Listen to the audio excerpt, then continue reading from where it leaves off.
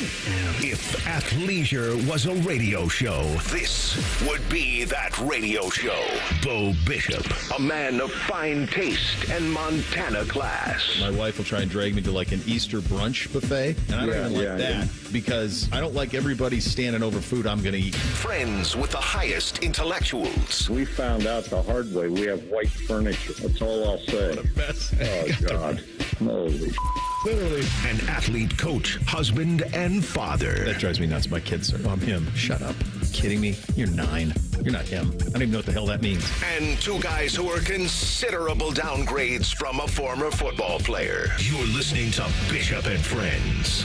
All right, let's do it live on a Tuesday edition of the program. Bo and the boys with you for the next 3. Uncle Dom going to stop by at 10:33. A little bit of Shelly time at 11:33. The Real Truth hits you at 10 o'clock.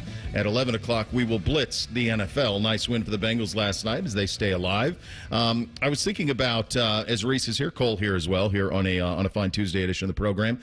I was thinking about yesterday's show, and I was thinking about the college football playoff bracket and the way that it all kind of broke. And while I don't understand much of what they did, maybe that's the point.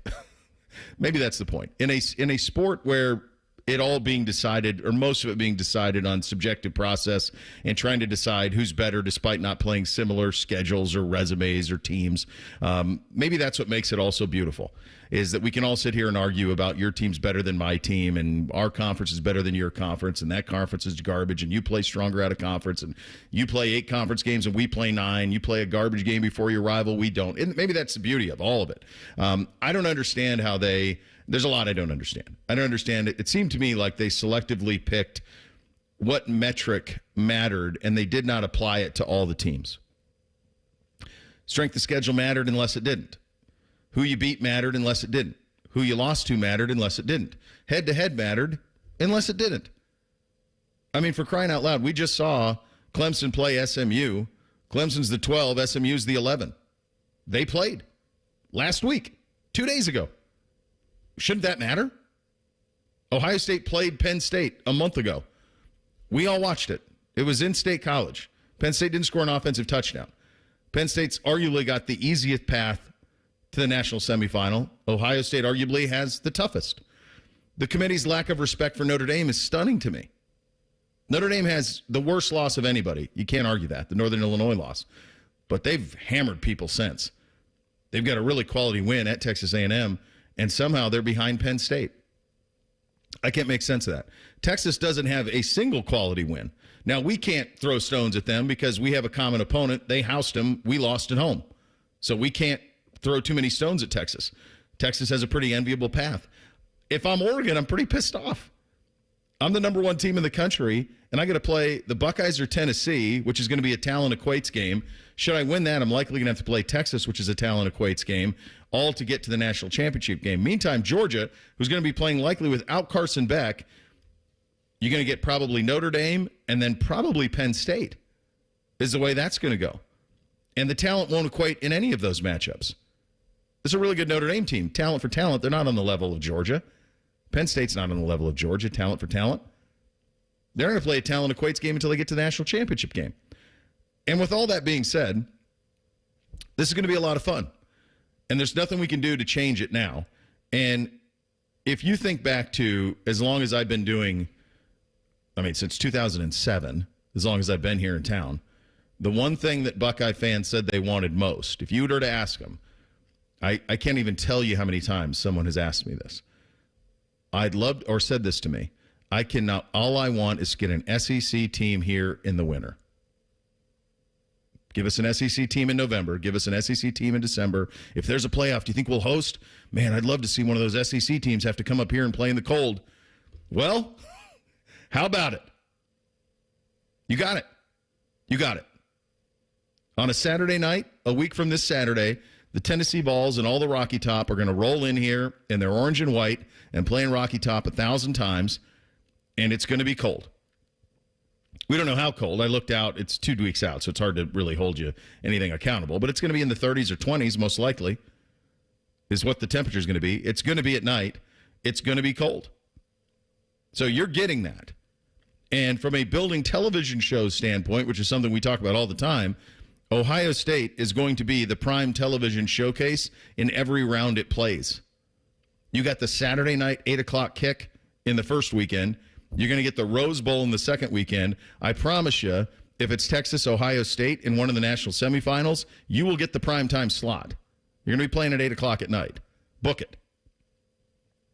That's happening. So you're going to get all the attention of the sports world over the next month, and now it's what do you do with it? You want to play an SEC team at night? What do you do with it? You want to get revenge against Oregon? What do you do with it? You want to play a kid who is here at quarterback in Quinn Ewers if the chalk holds and prove to him that he made a mistake in leaving to begin with? What are you going to do about it? You feel like you should have beat Georgia if you made a field goal? Well, you're probably going to get to play him again if you win all your games. What are you going to do about it? Now it's on them at this point, and that's going to be fun. This run's going to be fun. These games are going to be fun. Tennessee here on a Saturday night in late December is going to be fun. The Rose Bowl, should you advance, is going to be fun. Texas, do we even know where that is? I don't even know who knows what bowl that is? No idea. I have no idea. I haven't even looked that far ahead. Don't even know. That's going to be a lot of fun because guess who you open next season with? Texas. So this is all going to be fun, guys.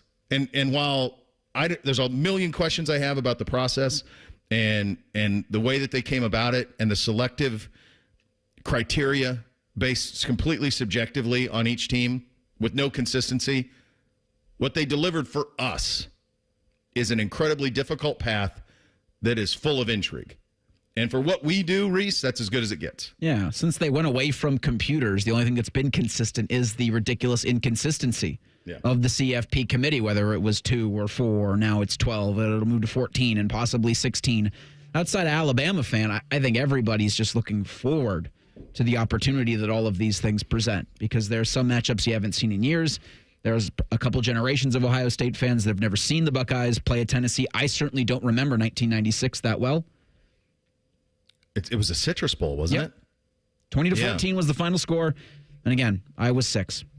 So I think for everybody but Bama fan, and Bama fans' only gripe is, well, you got to win your games in conference. This provides us with so much new. For my entire life was Southern teams can't come up here and compete in the winter. Okay? Yeah. Now a Southern team's going to. And if you get your way, then you get that revenge against Oregon. The semifinals are in Miami and Arlington, Texas at Jerry's World. So, baby, hold on. I just got a text from Bob, too. So, Jerry World? Yes. So, theoretically, you'd play Texas and Dallas? Yeah. And theoretically, no, factually, if you get to the national championship game, and theoretically, if it's Georgia, you'd play in Atlanta? Mm-hmm.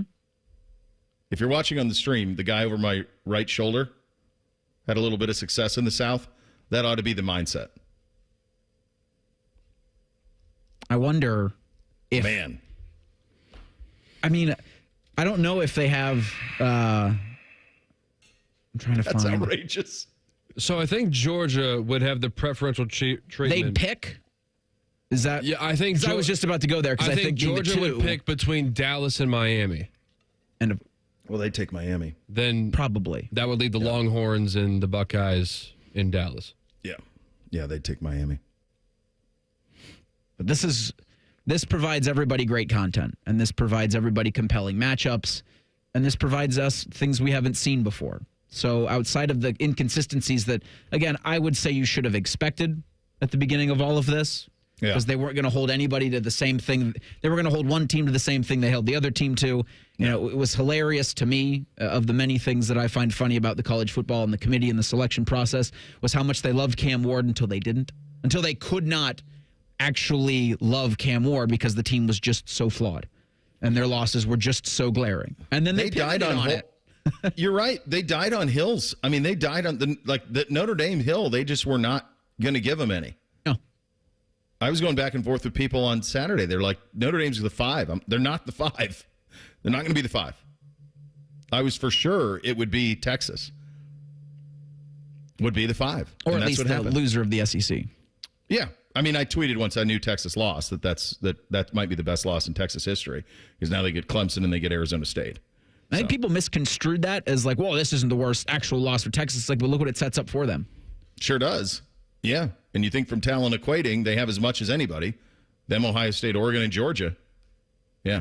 Bob's saying that all of it's set, that it's all set in terms of where you're going to play. So Oregon must be locked into Dallas, and obviously the national championship was set to Atlanta, but the rest of it was locked in. Then ESPN needs to update their website. Yeah. Well, Bob's ahead of the game on that side of things. I'll tell you, these numbers, these lines are you want to talk about the interest of this in this college football playoff, these games on the ESPN site right now, looking at tickets. $800 is the cheapest you can get into Indiana Notre Dame. The cheapest you can get into Beaver Stadium is $102 for SMU Penn State. The 4 o'clock game is Clemson in Texas. That's $225 at Darrell K. Royal, and Ohio Stadium is $244 for Tennessee and Ohio State. So that's the setup of it. Much more on this. You'll hear from Coach Day coming up in about 20 minutes from now. We'll keep you updated on the portal as those things continue to be malleable, certainly. Coming up next, the Bengals and Burrows stay alive. I believe we had this, Reese, and actually not necessarily the end of it, but that Jamar Chase was going to shine on Monday Night Football, and boy, did he. We're off and running on a Tuesday. Bishop and Friends right here on The Fan. Wake up with The Fan. Eat lunch with The Fan. Go to bed with The Fan. Dream about The Fan. Then change your sheets. Gross. Ew, you guys are gross, but stick around in case I don't find anyone else. The Fan. Do you need a new health insurance plan? Now is the time to get one. Literally. If you want Affordable Care Act coverage that starts January 1st, just make sure you apply by December 15th. But don't stress, Health Markets can help. At healthmarkets.com, you can look for available plans or find a licensed insurance agent. They'll answer your questions and when you're ready, even help you apply for your plan. Start the new year off with a plan that fits your needs and budget by visiting healthmarkets.com. Health Markets Insurance Agency, Inc. is licensed as an insurance agency nationwide except in Massachusetts. For a limited time at Speedway, get 2 big pizza slices and your favorite Coca-Cola 20-ounce for only $5 with Speedy Rewards. Choose from classic 3-cheese, pepperoni, or extreme meat pizza. Save big with the $5 meal deal with Speedy Rewards. Only at Speedway. Valid through 1/7/25. See app for full terms. Combat falling interest rates now. Lock in a 7-month certificate from Kemba Financial Credit Union and earn up to 4.5% annual percentage yield. Visit Kemba.org for details. Hurry! This exceptional rate offer expires December 31st, 2024. APY equals annual percentage yield. Restrictions apply. $500 minimum deposit required to open and earn stated APY and $250,000 maximum deposit. Advantage status required. Federally insured by NCUA. Streaming December 19th. Something really terrible has been happening to all the people I've had sex with. They're kind of dying. It's a love story with a body count. Starring Stephanie Hsu and Zasha Mamet. Dating is already impossible, and now people are dying. It's like, can you? I cannot. Laid, a new comedy series. Streaming December 19th, only on Peacock. I think I have to warn them. I was hoping you'd say that. Roll on some deodorant and we'll head out. Care Heating and Cooling. Honest technicians, honest pricing. Call 1-800-COOLING. Hey friends, Beamer here. Look, it's no secret I've got some weight to lose. I look around, see everybody else here at the radio station. Other friends have done it as well. All have done it with Awaken 180. So I said to myself, all right, let's see what this is all about. I've never tried a diet or weight loss program before. Wouldn't touch the meds. It all sounded terrible. Cut this out. Cut that out. Work out constantly. Inject myself for life. Hard pass. No thanks. I need something that I can actually do. And Awaken 180, it makes sense. You eat more often, you keep the flavor, and most importantly, it works. I'm only 3 days in, down 7 pounds. Poof, 7 pounds already. I'm finding the rhythm, eating more frequently, and actually having fun cooking dinner again. Tasty food that fits the plan. I spatchcocked the chicken the other night. When have I ever done that before? My why is simple. I need to be around for Willie. I need to be able to play with him. I need to keep up with him and be there for him. So if you need a plan that works, do what I'm doing and everyone else has already done. Visit awaken180weightloss.com or call 844-346-1800. 844-346-1800. Let's get it done. The Buckeye Show. 16-0. 16-0. I agree with you. I don't know if we're going to see a team go 16-0 in this new look college football. The Buckeye Show. Presented by Coors Light and sponsored by CareSource. Weeknights at 6 on The Fan. Healthcare.gov has plans for health because you have plans for life. All plans cover doctor visits and emergency care to keep you and your family running strong. All plans cover hospital stays and prescriptions so you can have peace of mind. Visit healthcare.gov to explore health plans from the brands you know. 4 out of 5 customers can find a health plan for $10 or less per month with financial help. Enroll at healthcare.gov by December 15th for coverage starting January 1st. Paid for by the U.S. Department of Health and Human Services. Getting a live Christmas tree to plant after the holidays? Well, here are some tips. In the house, keep it away from heat sources that could wake it up out of dormancy. You don't want that. Dig your hole now before the ground freezes. Or if you plan to wait till spring, you need to protect roots from extreme cold with mulch or straw. And move it from the warm house to an unheated area like a garage temporarily to make the transition outside more gentle.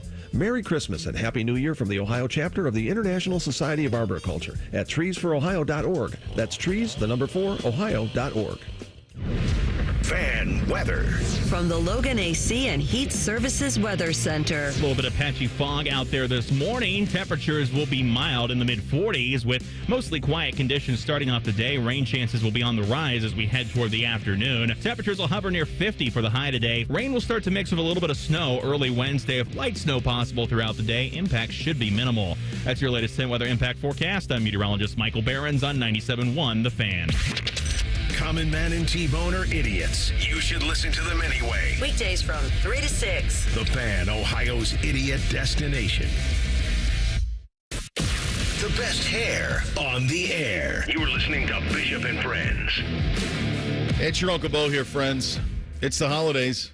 Time of love and joy, but if you suffer from erectile dysfunction, the season can be tough on you.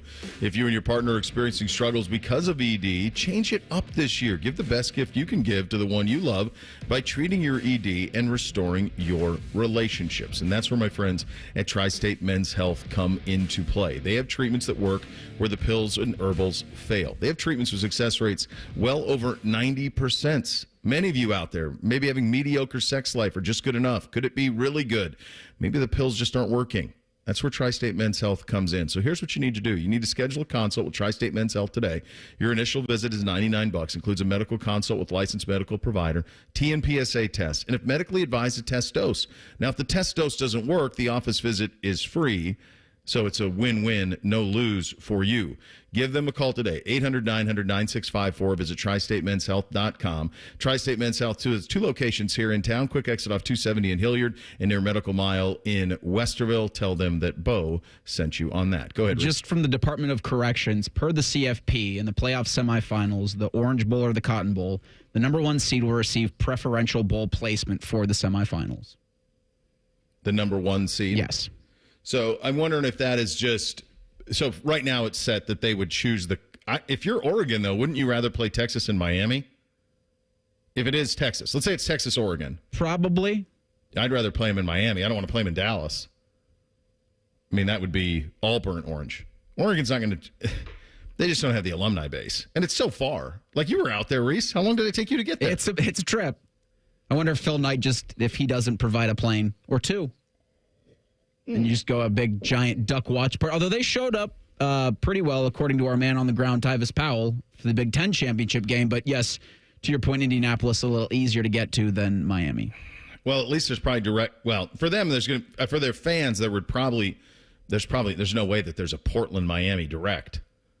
You'd have to connect somewhere, probably through Dallas, honestly, would be my guess. I'm not sure if Portland's a hub for American or – Delta or United, but that's probably be the path you'd go. You go through Dallas, or you'd go through maybe Chicago if you were United. American if you'd go through Dallas. United, you'd probably go through Houston. It's a long ways either way, but you would not want to play. What I know is you not want to play the Texas Longhorns in Dallas. So if it is Texas, you'd flip it the other way. If Ohio State wins and then Georgia has the pick, then Georgia would pick Miami over Dallas. Buckeyes do well at Jarrah World. Penn State.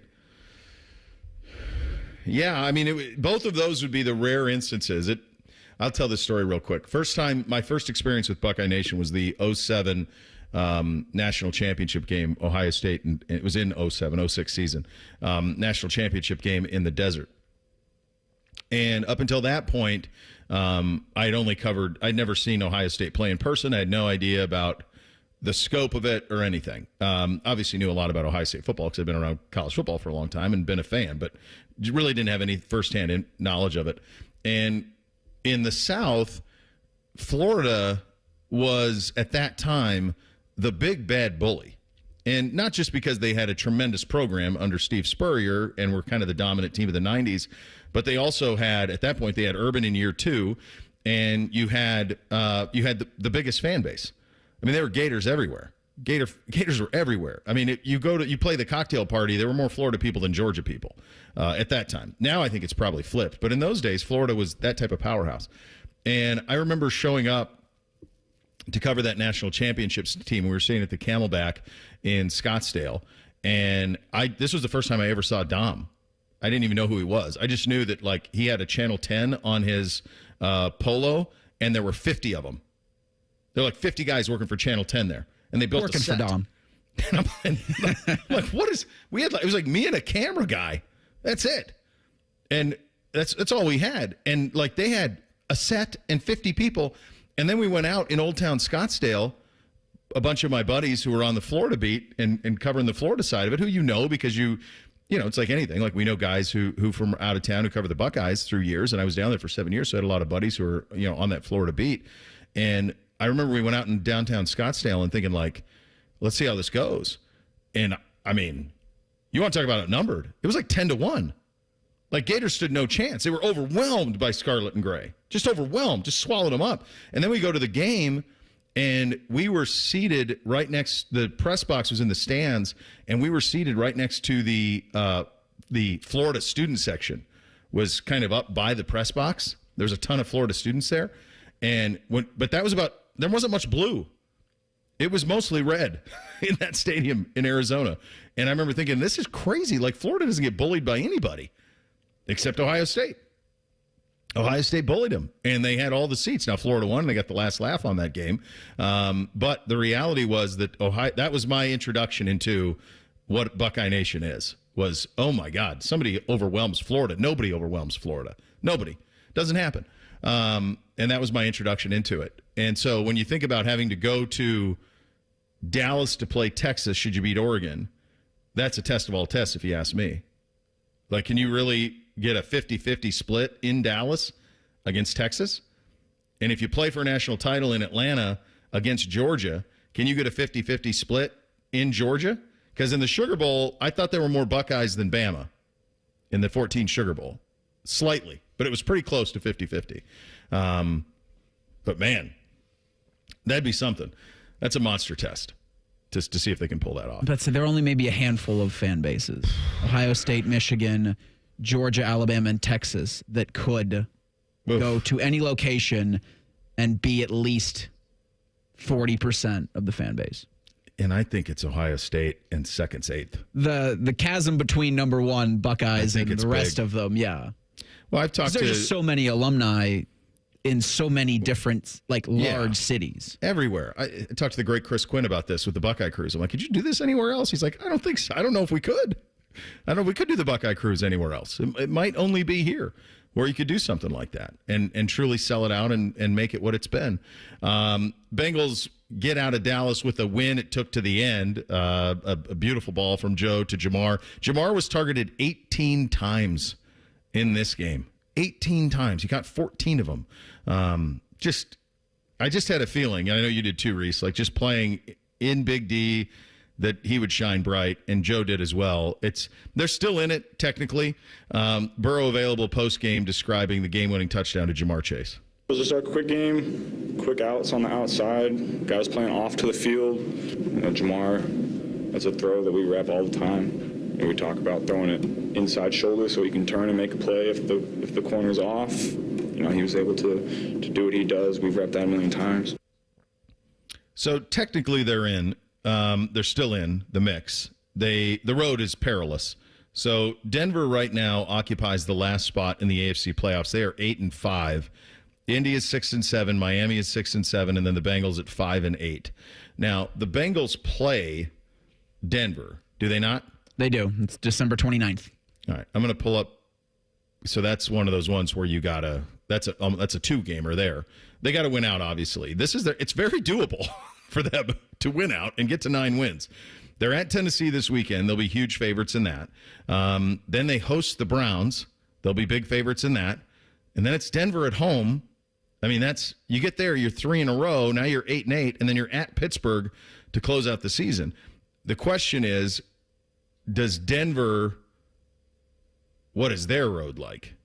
Because I'm not even so much, it's not Indy in Miami as much. I feel like those teams can lose. So Denver's path, okay, so this is a perilous. Problem. But Denver's got a chance. They get the Colts at home. And then it's at Chargers, at Bengals, Chiefs. So the question is, are the Chiefs playing for anything in the last week? I was wondering the same thing about the Steelers last week of the season against the Bengals. Like, what's Pittsburgh playing for? Yeah, I think you need Indy to beat. Well, the good news is you're going to get an engaged Indy. From a Bengals fan perspective, Indy will be engaged because they're still in it. So whatever Indy's best is, they'll throw it at Denver this weekend. And you could kind of still be in the mix. So they could back their way in. And if they do back their way in, they will be the most dangerous last seed in the NFL playoffs of all time. Of all time. Can you imagine dealing with this? With Burrow and Chase in the playoffs? And they're the 7th seed? No thanks. They had Buffalo. There were at times last night it felt like Zach Taylor forgot about T. Higgins. They didn't forget much about Jamar Chase, but they understand that, look, it's got to be their offense that carries them. I guess I should correct. Yeah, I guess I should correct. It's not just Denver. It's also the Chargers and Ravens. They're all 8-5. So you just need some. I just think it's most likely Denver would fall off more so than Los Angeles and Baltimore. That's kind of my hunch on it, that if there's one to catch, and because they have the fact that they play them, you got a chance. That's really what it is. We spent a lot of time yesterday talking about the college football playoff draw, the championship games, all that led into it.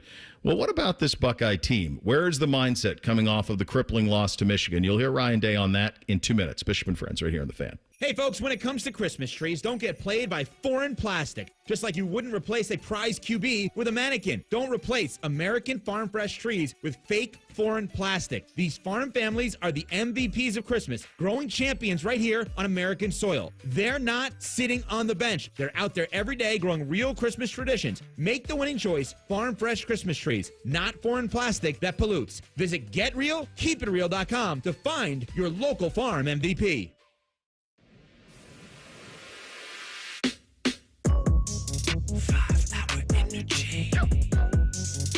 When I pull up to the parking lot, it's time to level up. Dial in, showing out for your team. Listen up, get you some. Stand the fan to give you what you need. Fan fuel, game time. Turn up the intensity. Team colors bleeding out. 5-hour energy.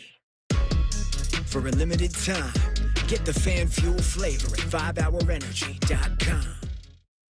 Welcome to Nada Yada Island. We're back on the Nada Yada Island Confessions Show. Benny is about to tell us how he found 2 loves. Go ahead. Yeah, thanks to Metro, I found iPhone 12 and Apple Watch SE. At Metro, get the perfect match of both iPhone 12 with 5G and Apple Watch SE for only $99.99. You heard that right. Both for just $99.99. Holidays with Nada Yada Yada. Only at Metro by T-Mobile. Bring your number and ID, sign up for Metro Flex Plus, and add a watch line. Not available if you're with T-Mobile or been with Metro in the past 180 days. Limit 2 per account.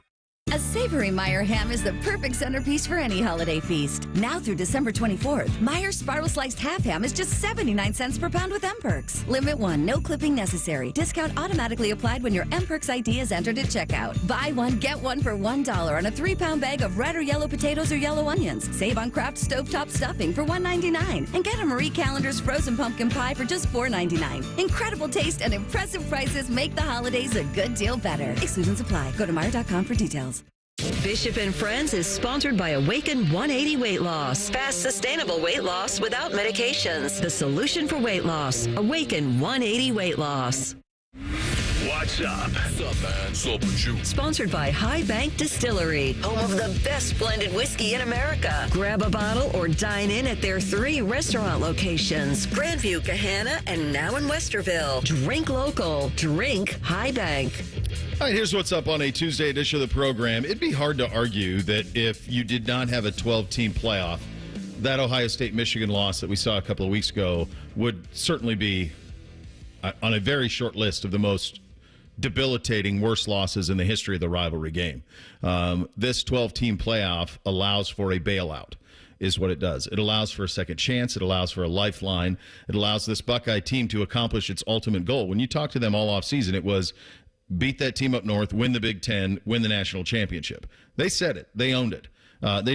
We're not able to do the first 2 things, but the ultimate prize in this year is still out there and available for them. And that flip mentally is going to be absolutely critical for them. One of the things that is going to be under a microscope is going to be that offensive line, because much like Michigan, although it's different, Michigan's strength obviously was in the middle of its offensive line. Inexplicably, Ohio State ran into that middle of that offensive line over and over in the Michigan game. Tennessee's strength is on the edges. They've got 2 NFL defensive ends who are going to wreak havoc on the tackles. Let's hope we don't run right at them. The question, though, is could this offensive line look different than it did the last time out when we saw the Buckeyes play against Michigan? Here is Ryan Day on what the offensive line could look like against the Vols. I know who's going to be in the mix. I'm not going to get into that just yet. We have 2 weeks of prep that we got to dive into and identify what gives us the best chance next week or in 2 weeks to go win this thing. And so, we'll look at it and make sure it's right. But yeah, there'll be some guys in the mix. Luke Montgomery will be in the mix. Josh Padilla will be in the mix, and we'll make sure that it's right. And based on how they practice, we'll figure out how it's going to look. There's a follow-up question about Padilla and Montgomery, because those obviously would be new names. Here is Ryan Day on what they've earned. They've been practicing and working towards it, and I think they deserve an opportunity to compete the next 2 weeks to see if they can find themselves in a role, and that's kind of where we are. And I think a big part of that is how we came out of last game. The other question here in terms of the shuffling up front is about Donovan Jackson. Does he stay at tackle for the CFP? Here's Coach Day on that. Probably, yeah.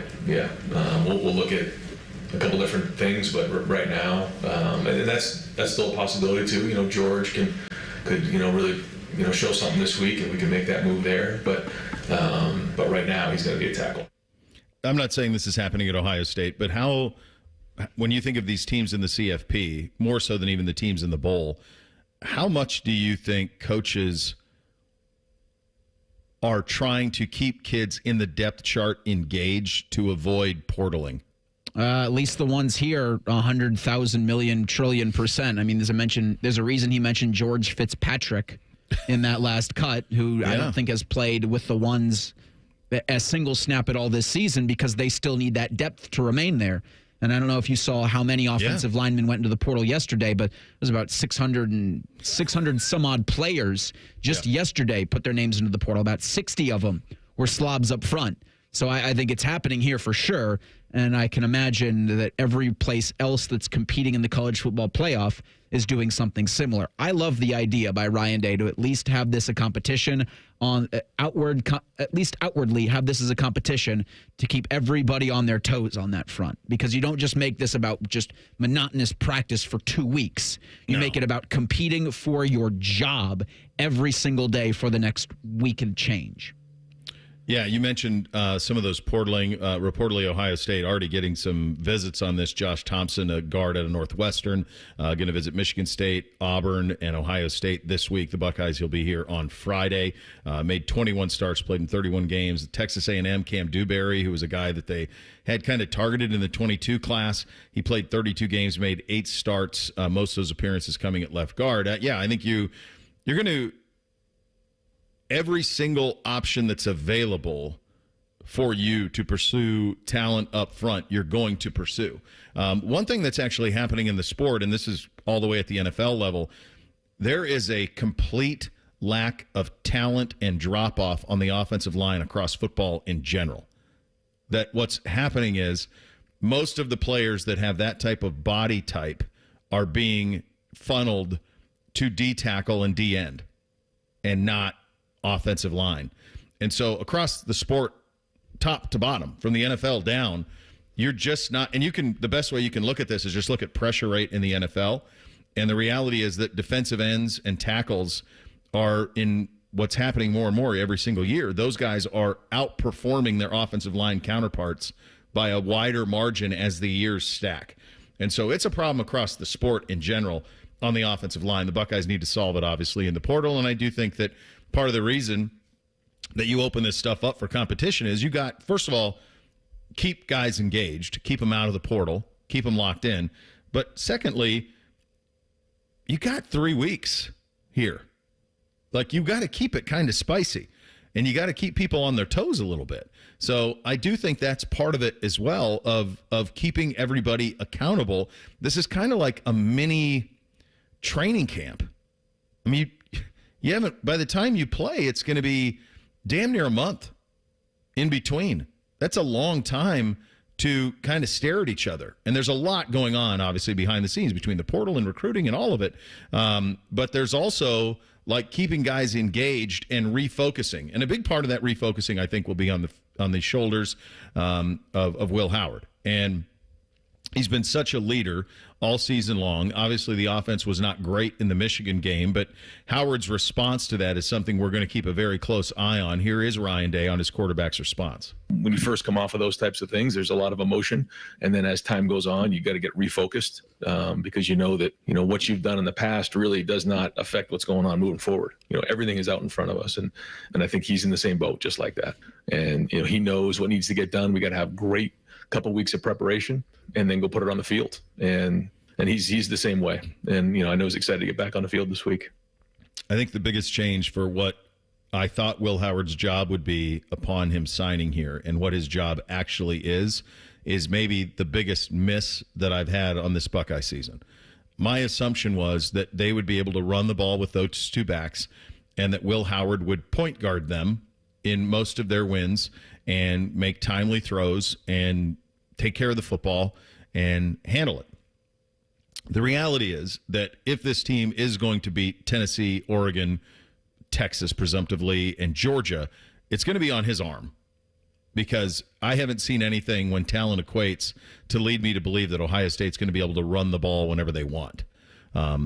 It just hasn't been the case. So it's going to be about him making throws. If you think about the Oregon game out there, he was brilliant until the very, very end, and how much of that's on him and the rest of it, who knows. But he was actually quite brilliant in that game, and his stats with Dylan Gabriel were a mirror. That's what you're going to need out of him. You're going to need that out of him against Tennessee. You're going to need him out of it. He's going to have to be great. It's not – they're not good enough or physical enough up front to run the ball the way that they want to. And they still haven't really – I kept thinking in the Michigan game, like, my God, if he just keeps one of these read options, there's nobody even there. He'd go for 15. There's not even anybody there. Or at least that's the way it looked on the television copy. I didn't see the all-22 yet, but that's the way it looked. Boy, keep one of them. So that's where I'm at now with them. Where they go will be decided on his arm and what they can do through the air. Because I don't think that they have the blunt force trauma like we all thought to just run it whenever they want against this slate of teams they're going to have to play. The C.J. Stroud parallel is still a little eerie from the Michigan game because there were a lot of times during his season where I was like, it's right there, go, dude. And I did the same thing with Will Howard against Michigan. Then I wonder, obviously, with him going to get his head checked out, probably had some to do with his lack of doing what we'd like him to do when the open field is there for you. I also think that the coaching staff needs to put their Ferrari in gear and go with this, not try to be a truck or not try to be anything tough to smash up against a Tennessee defensive front that will also give you problems. Be the football Ferrari that you had designed yourselves to be last January. Yeah, I think what they thought that they were going to be, I mean, I don't know that Ferrari makes an SUV, but I know Lamborghini does. I'm not sure how off-roady it is. But would you trust it, though? But would you trust it on that? That's kind of what they built. They kind of built the Lamborghini SUV, but would you really take it over Pikes Peak?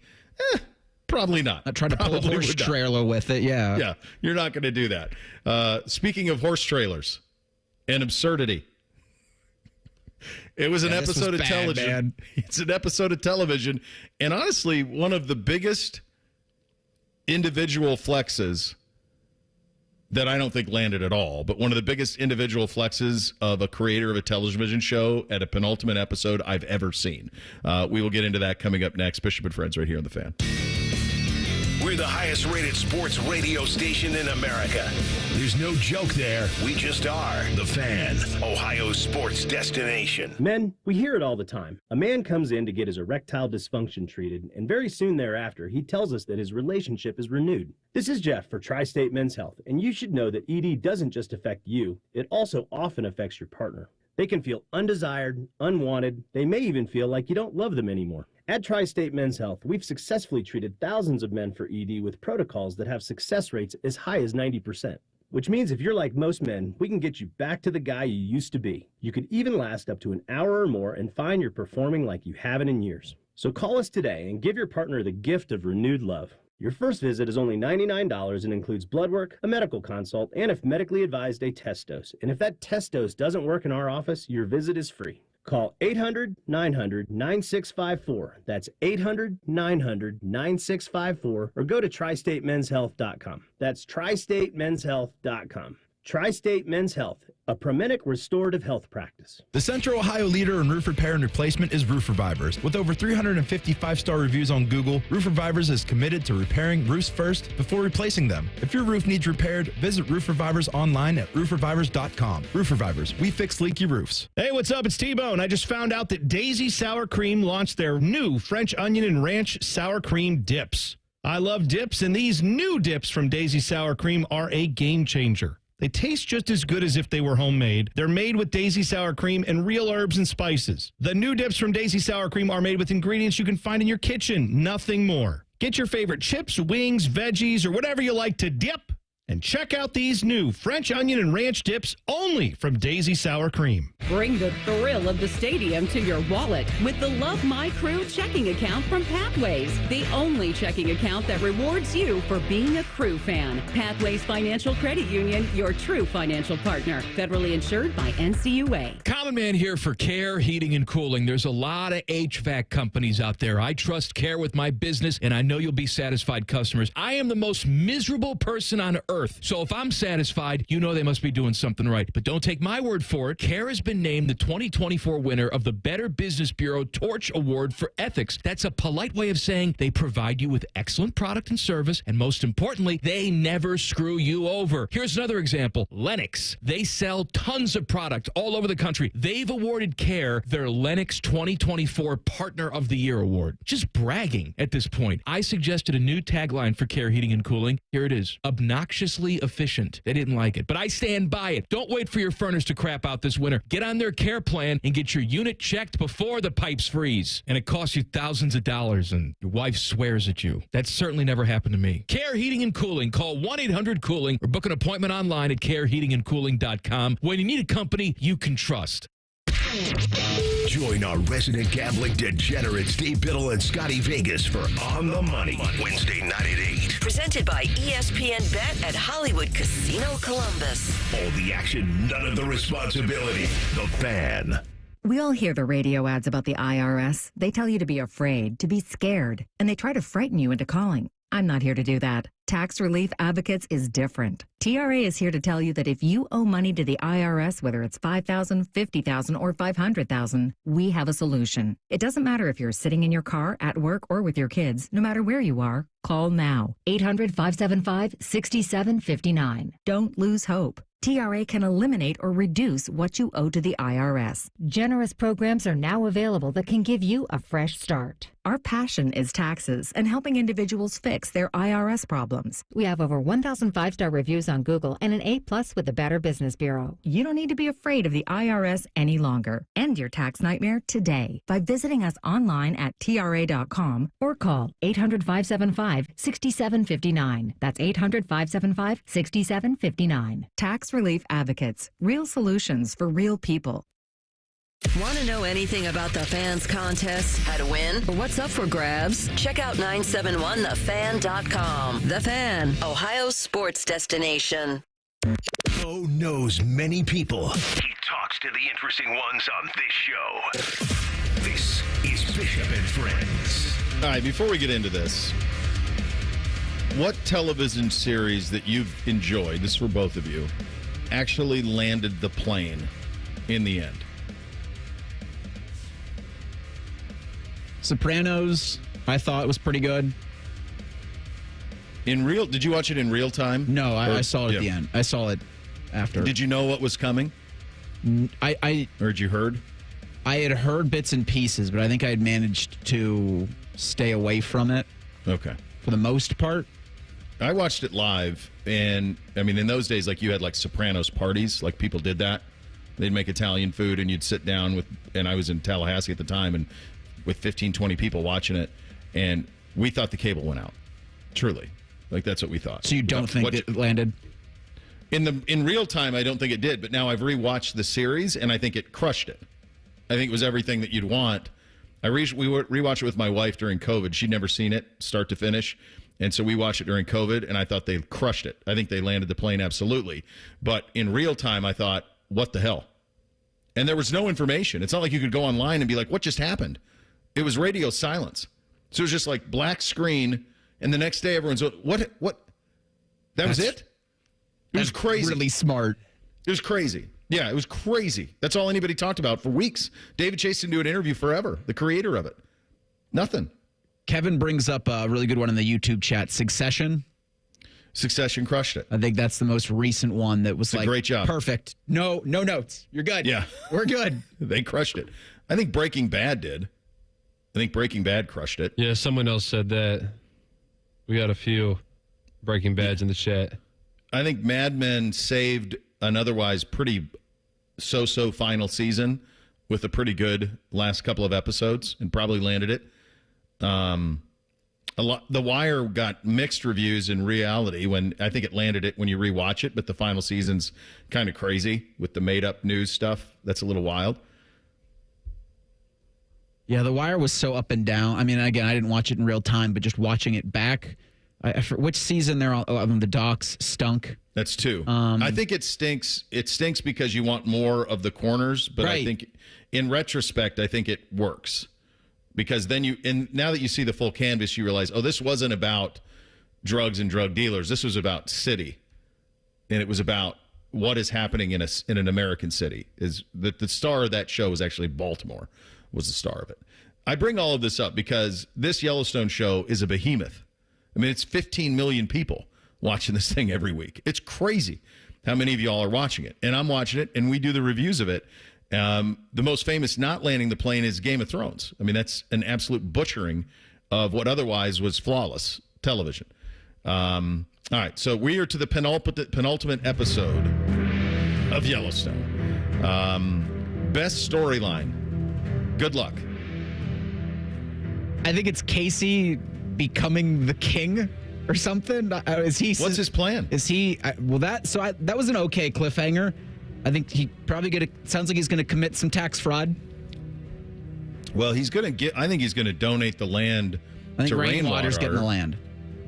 Yeah, I think Rainwater's going to get the land. He's going to charge him $1 for it and make it right. But I don't know how that makes the Yellowstone right.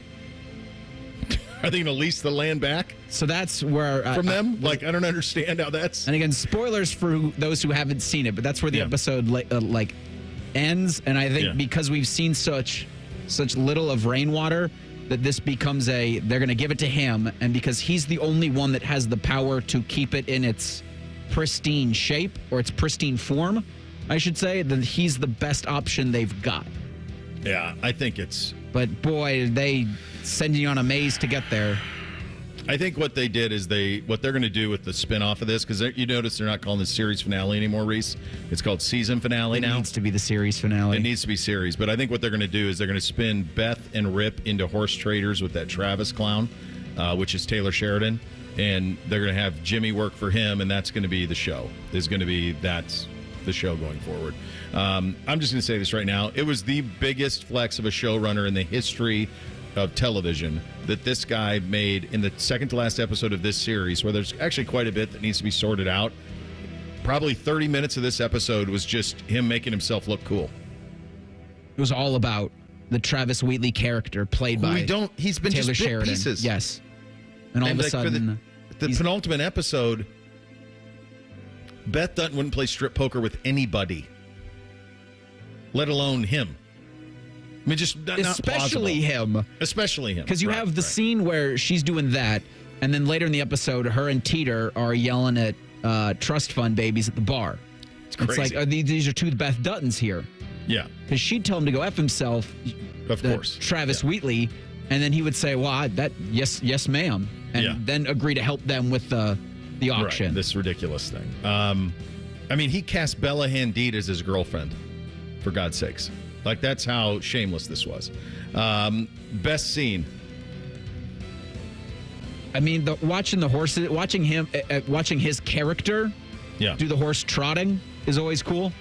I don't think it's actually him on the horses, but seeing that. No, it is. It's really him. Oh, no, he does this stuff. Yeah, of course. That's his ranch. That boss thing that they went to, that's his.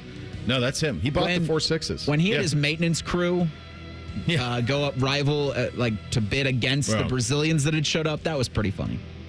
I've been to a lot of estate auctions in Montana. I've never seen a hoedown on the night before, but I've been to a lot of them, and they played that part pretty on point, and it reminded me a lot of times in my youth. So I thought that part was pretty good. I don't understand their plan. I don't know why they have to sell this ranch. This land should be so liquid.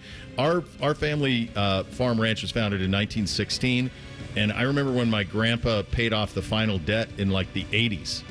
They haven't had debt since the 80s. So I don't understand how this thing's been around since 1883. There's no way that they would still have this crazy amount of debt. And they keep trying to explain it from the taxes. It just doesn't add up to me at all. Moment I wanted to move to Montana, Reese. The establishing shots of the auctions. Every time they would just zoom out or they would start out and then push in, everything was gorgeous.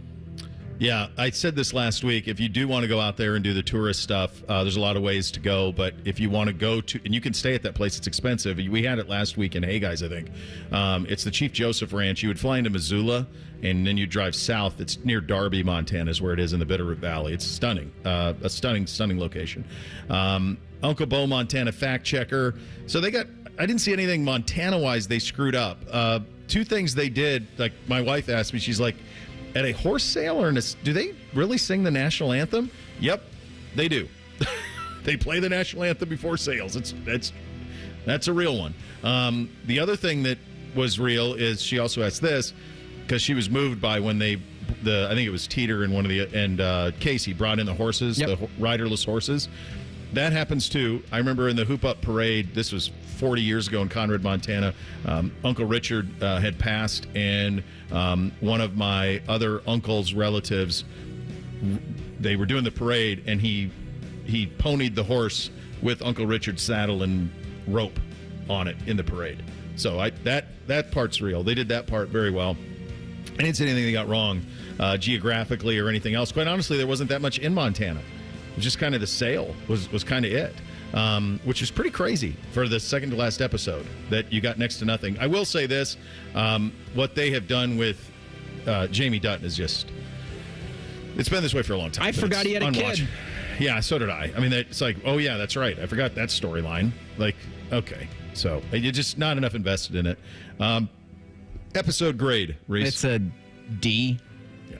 I mean, they had so much that they've got to clean up, and they spent most of the episode with the creator shirtless in a pool and playing poker and talking about air frying corn dogs when I needed to figure out what was Jamie's plan, because it was interesting when he went back to the mother of his child, who I forgot existed. So did I.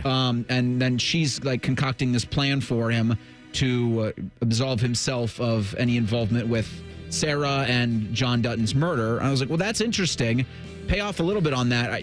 Good luck doing it in an hour next week. No. Yeah, they didn't. None of it. Yeah, no, it's a D. It's ridiculous. It's absolutely ridiculous that in the second to last episode, he just did half of the episode just making himself look cool. It was crazy. He looked cool, for sure. He did, but it was buff dude. That was it. And I think he won the episode because he's so powerful right now, and Landman's great. I had somebody tell me that he showed up in Lioness, which is another show that he does. Of course. He's got 1923 coming. He's a behemoth of a content creator, and he's killing it. And he's so big that he could do something like that. The thing that did strike me, though, Reese, as much as he tried to make himself look cool, he still wasn't as cool as Costner. I was wondering about how, if this was an FU to Costner, that's what I thought. And even while doing it, he still couldn't look as legitimate as Costner looked in the first 4 seasons. No. Part of 5. Yeah, that's where I'm at, too. So final episode next week of Yellowstone. We hit the real truth up next. Who will be in the quarterback room at Ohio State? That's coming up next. Bishop and Friends right here on The Fan. When that alarm clock goes off, Morning Juice comes on. The perfect way to dominate your day or just lay around the house. Morning Juice. Weekdays at 6. The Fan. At Meijer, we believe the holidays should be a special time. A time when families and friends can gather for the simple purpose of enjoying each other's company. From the gifts and decorations which make the moment to the fresh ingredients that make the meal, count on Meijer to bring the magic of the season to life with just one stop. We're always working harder to make the holidays a good deal better. Meijer, bring more good to the holidays. Hey guys, it's D. Miller. It's the holidays, but if you're feeling bah humbug, it could be low testosterone. Testosterone therapy, or TRT, can help put some jingle in your bells. But we're not all the same, so don't go for just any standard dosage TRT plan. I recommend the personalized treatment that you get with the experts at Low T Center. They have more than a decade of experience. Their TRT plan is tailored just for you. So go to lowtcenter.com and book your appointment. That's lowtcenter.com. Low T Center, reinventing men's healthcare. If you need a new furnace, don't settle for a quote north of $7,000. Call your local Sears Heating and Cooling team instead, because those prices are unnecessary. At Sears, we're not plumbers or electricians. We are your Central Ohio heating experts. We keep our overhead low and pass those savings on to you. Save thousands and enjoy a 10-year parts and labor warranty, all without sacrificing service or quality. So get a quote from Sears Heating and Cooling and understand why we are proudly celebrating 75 years as your partner in comfort. SearsHeatingCooling.com. If you've been too busy to sign up for your health insurance plan, it's understandable. It's also why there's Health Markets. At healthmarkets.com, you can see the plans available to you and even speak to a licensed insurance agent. Just dial pound 250 and say Health Markets. They'll answer your questions, and when you're ready, even help you apply. Just dial pound 250 and say Health Markets. Getting your new health insurance plan could be easier than you think. Health Markets Insurance Agency, Inc. is licensed as an insurance agency nationwide except in Massachusetts. Adam Schefter here with Vivid Seats. We've got some late-breaking news coming out of the stands. According to multiple sources, Vivid Seats fans are scoring rewards on every purchase and at a rapid pace. Obviously, these rewards are a game changer, and coupled with their MVP-worthy ticket selection, why get tickets anywhere else? Don't drop the ball this season. Shop with Vivid Seats and earn rewards on every ticket. And as the official ticketing partner of ESPN, Vivid Seats is offering you $20 off your first $200 ticket purchase with code Schefter. That's code Schefter. Individuals and businesses with tax problems, listen carefully. If you owe over $10,000 in back taxes or have unfiled tax returns, U.S. Tax Shield can help you take back control. The IRS can seize your bank accounts, garnish your paycheck, close your business, and file criminal charges. Our team of tax attorneys can stop collections and get you protected. U.S. Tax Shield offers a price protection guaranteed quote to get you protected today. U.S. Tax Shield is A+ rated with the BBB, so call 800-494-6139. U.S. Tax Shield, 800-494-6139. Broadcasting from the Lindsay Honda Studios. Honda makes the cars. Lindsay makes the difference. Visit lindsayhonda.com. WBNS-FM, HD1 Columbus. The Fan. Sports Center. Good morning. I'm Eric Reeser. After spending the last 4 games in Western Canada, the Blue Jackets are back on home ice tonight, hosting the Philadelphia Flyers at 7 o'clock. We'll have that game on the Fan with pregame coverage at 6:30. CBJ went 1-3 on that roadie and returned to Nationwide at 12-3 with the next 3 in Columbus. Jackets will host the Capitals on Thursday. In the NFL, the Bengals beat the Cowboys 27-20 last night in Dallas. Jamar Chase scored the game-winning touchdown with a minute left after the Cowboys muffed a punt.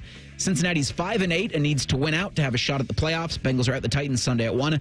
In college football, Dylan Gabriel, Travis Hunter, Ashton Genty, and Cam Ward were named Heisman finalists Monday. The winner will be announced on Sunday. And in college hoops, Ohio State plays number 2 Auburn Saturday at 1. Aaron Bradshaw's back with the team, but doubtful Saturday against the Tigers. This update sponsored by Dormar Heating and Air Conditioning. Need an emergency repair? Dormar can be there today, guaranteed. Visit them at dormarheating.com. Connect with the show on X at 971BFS. Jump in our YouTube chat or just send a raven. You're listening to Bishop and Friends.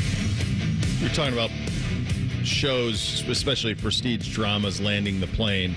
Lots of Breaking Bad. Yeah, they did. I didn't watch Better Call Saul. I haven't gotten into that one. I've heard it's great, but they're saying that they landed the plane, that Vince Gilligan, who did that, landed the plane on both of those. Breaking Bad absolutely did. Probably as satisfying a finish as you're going to see with everything that happened in those last 3 episodes. Doug, a good buddy Doug with this, I thought the original Justified series landed the plane. It did. I think anytime you can end with we dug coal together, that wins. Did you see the little mini Justified Primeval? Yeah, it was in Detroit. That was okay. It's fun. Yeah, I mean, it made me think that they were going to do another one because they put what's Walton Goggins' character? Now all I can think of is Baby Billy. Yeah. Uncle Baby Billy. He's got some range. Yeah, anytime you're Uncle Baby Billy, it's hard to get that out of your head. Boyd Crowder. Yeah. Yes. He did a good job with Boyd Crowder. And they put him in that final kind of season of that, so I thought maybe they're going to try to do a second one, but I don't know if the reboot wasn't as popular or not. But I thought that was really satisfying. All right, time to hit the real truth on a Tuesday. Bishop and Friends present The Real Truth. Sponsored by Diamond Cellar. Over 76 years of experience and guaranteed lowest prices on Sawmill Road or diamondcellar.com. Julian Sain and Tavian St. Clair will be the top 2 quarterbacks at Ohio State by spring ball. Is that the real truth? So what this will come down to is, obviously, Devin is in the portal, so it is known, certainly in the room, I would assume that it is known. You got to be careful when you assume, obviously, but my thinking would be that it is well known that Julian Sain is the quarterback next year at Ohio State. So with that being the case, the question is, will Air Noland have an interest in competing to be the backup with Tavian St. Clair and Lincoln Kienholz? Will Lincoln Kienholz, who was going into this will be his 3rd season here, and I know Ryan Day loves him, but obviously Sain has passed him.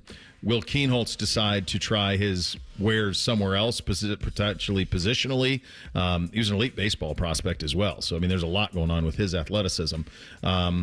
I think what will happen is that you will get, I don't think this is the real truth. I think one of those two will stick around for spring, and I think that they will also add a veteran in the portal to make sure that they're kind of covered. But obviously these two will be 2 of the 3, but I do think either Kienholz or Nolan will still be there by the time we get to spring. See, the tough thing for me is that initially I want to say, yes, this is the real truth. But I also was just surprised that Devin Brown stuck around this year when they went to the portal for Will Howard to take over for him and put a guy in front of him. So, I'm kind of gun shy a little bit on this opinion, but my initial inclination is to say, yeah, because especially if you're Lincoln, like there's a guy beneath you in age who has usurped you. So like, if you're ever going to actually see the field in any sort of regularity in college football, you're running out of time, and Julian Sain's younger than you. If I'm Aaron Noland, maybe, I'm feeling some type of way of I thought that I was the guy of my class, and then Julian Sain transfers in, and then he beats me. I'm going to say yes, but I'm expecting to kind of be wrong. Here's the thing I would say about it, too, is I think the best thing that happened to Ohio State's quarterback room, other than what the guys they've made as first-round picks, is Joe Burrow. I mean, Burrow was here for 3 years and developed, and then transferred and had the best single season maybe in the history of college football along with Cam Newton. So I think if you're Devin or you're Lincoln or you say, boy, a couple years to develop, and then I kind of go to like quarterback starter school, and then I go somewhere to apply those trades, and it worked for Joe, maybe it'll work for me too. I think that's the sales pitch, and I think it's a real one. If you have the patience as a player to allow them to develop you. I think it will be Julian, obviously, the starter next year, but I think Aaron Noland's going to be 2 on the depth chart by spring ball. And that's not to say St. Clair can't, usurp that by the time we get to the season or the time we get to the 2025 campaign. But I think Aaron Noland's going to be heavily involved in the backup, more so than St. Clair, who's going to arrive in January. I mean, that's just so difficult. And you also got to consider that there are 2 portals. There's the January portal and the April portal. So technically with this question, Aaron Noland could be there for spring ball, realize that Julian beat him out, and then leave in the second round. So the only thing about that is guys have been gun shy about that from the standpoint of most of the starting jobs are sorted. So especially at quarterback. So if you leave after spring, you really can't compete for a starting job. That's what we saw last year. I don't know if it'll happen again. I think ideally from just a timeline standpoint, they need St. Clair to redshirt. I mean, he needs to just redshirt so they get some separation between him and Sain, because they're probably the next 2. But you need Sain to play at least 2 years, and then St. Clair to back him up. You need St. Clair to be what Arch Manning's been. Can you redshirt anybody of that prestige anymore? Yeah, I mean, didn't Arch? I think Arch redshirted at Texas. Yeah, I think he only got in 1 game his freshman year, I think. And you can play up to 4. I think they redshirt him. Like, he's a redshirt freshman right now. So, like, next year he'll be a redshirt sophomore. Ohio's 3 primary football coaches, talking Ryan Day, Zach Taylor, and Kevin Stefanski, will return in 2025. Is that the real truth? Yeah. Yeah, I think it is. It's a very good question. Let me ask you this. When you were putting this question together, how would you rank most likely to return versus least likely? Stefanski most likely, Ryan Day least likely. I would say Day most likely. I would probably go Day, Stefanski. I mean, I think they're all coming back. I don't really know. I think the only thing that could happen because here's what you have to think about with these guys. And I don't think Stefanski's going anywhere because I don't think he's the issue at all up there. And I think he's actually brilliant when it comes to offensively. And a lot of things went wrong for them, and we can litigate that however we want. But the only one of the people who could pull the strings on this, who would be willing to eat contract, are the Haslams. So, like, if the Browns don't win another game and they go 3-14, that I think would be a serious conversation at the end of the season. Like, what the hell happened here, right? I don't see any scenario where Zach Taylor's gone. I think they're going to fire Anarumo. I see next to no scenario where Ryan Day's gone. We've gone over the finances of it. Like, I just don't see it. So to me, I think all of these guys are locks to be back. I agree. And maybe I would have felt a little bit differently about Ryan Day if it were a 4-team playoff instead of a 12-team playoff. And certainly all the messaging, both from Ryan Day and from Ross Bjork since the Michigan loss has been, he's here next year. So that's comforting or discomforting, depending on how you look at it. Kevin Stefanski, for me, I definitely see as a lock. It would have been Zach Taylor for me, who would have been the most on the hot seat. And actually, that was one of my biggest takeaways from last night, is that that game, turning a 4-8 record into a 5-8 record, how different is that? But if the Bengals really bottomed out, I could have seen him, being a real possibility for the firing line. But if they kind of doctor this up a little bit and kind of make it interesting at the end and really just prevent themselves from embarrassment, I think he's back. But I would have actually had Zach Taylor as the most on the hot seat. Last night kind of felt like a loser leaves town match, to where if you had Mike McCarthy or Zach Taylor ending up on the losing side, it would have been probably because of a comical error like what the Cowboys committed. Yeah. But we'll have to see about Mike McCarthy, because it looks like Bill Belichick's going to UNC. Oh, baby. We'll get to that later in the program. But Tennessee is most likely to pull a first-round upset in the CFP. Is that the real truth? No. I think this will be the key here is the phrasing, most likely. I do think Ohio State will beat Tennessee. I wouldn't be surprised if Tennessee came in here and won. But if you think most likely, do I think SMU could go to Penn State and get a win? Yeah, I do. I think they can hang. I think Kevin Jennings is good enough. They buried themselves in the Clemson game. I think they can hang a little bit in that game. I don't give Clemson much of a shot against Texas. And then what's the other one? No. Oh. No way. Oh. Not a shot. Oh. Indiana State Championship. Google him. Oh, baby. I'm going to be honest with you, and maybe this works for the Big Ten. I hope Marcus buries him. You hate I hope Marcus Indiana beats so him much, 49-7. I want him to shut up. Acknowledging that it's wonderful, the Big Ten. It's wonderful for Indiana. If I loved Indiana, I'd love him. I've never liked Indiana. It's well documented. I don't like driving through the state. I don't like stepping foot in it, other than the Hoosiers gym and Butler. That's it. Maybe St. Elmo's, the JW Marriott in Indy. It's a short list. Everything else I hate about it.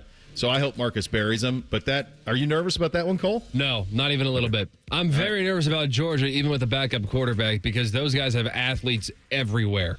Yeah. But I am not fearful of Indiana worth anything. Who do you think's most likely? I do think it's Tennessee. Tennessee has a really good run game. They'll put 2 tight ends on the field. It's actually kind of funny because you think Josh Heupel, former quarterback, they probably want to air it out in 2024. No, they actually really just want to run the football the entire game, and then we'll allow Nico to throw it when they can. But the fact that Michigan was so one-dimensional, and Tennessee kind of wants to be one-dimensional, but they'll throw it when need be. And I got to be honest, and there's a part of me, the Midwesterner in me wants this to be true, but I actually don't believe it. I think the whole SEC guys would be afraid of the cold is kind of overrated. I mean, I do too. We have never seen NFL teams ever be shy about drafting Southern kids because, what's it going to be like in December? I really think that when they're on the field, they're probably a bunch of badasses too. And here's the thing people don't realize. They're going to have heaters on their sideline. Yes. They're basically going to have a heated cove on the sideline. The only time you're cold is when you're out on the field playing.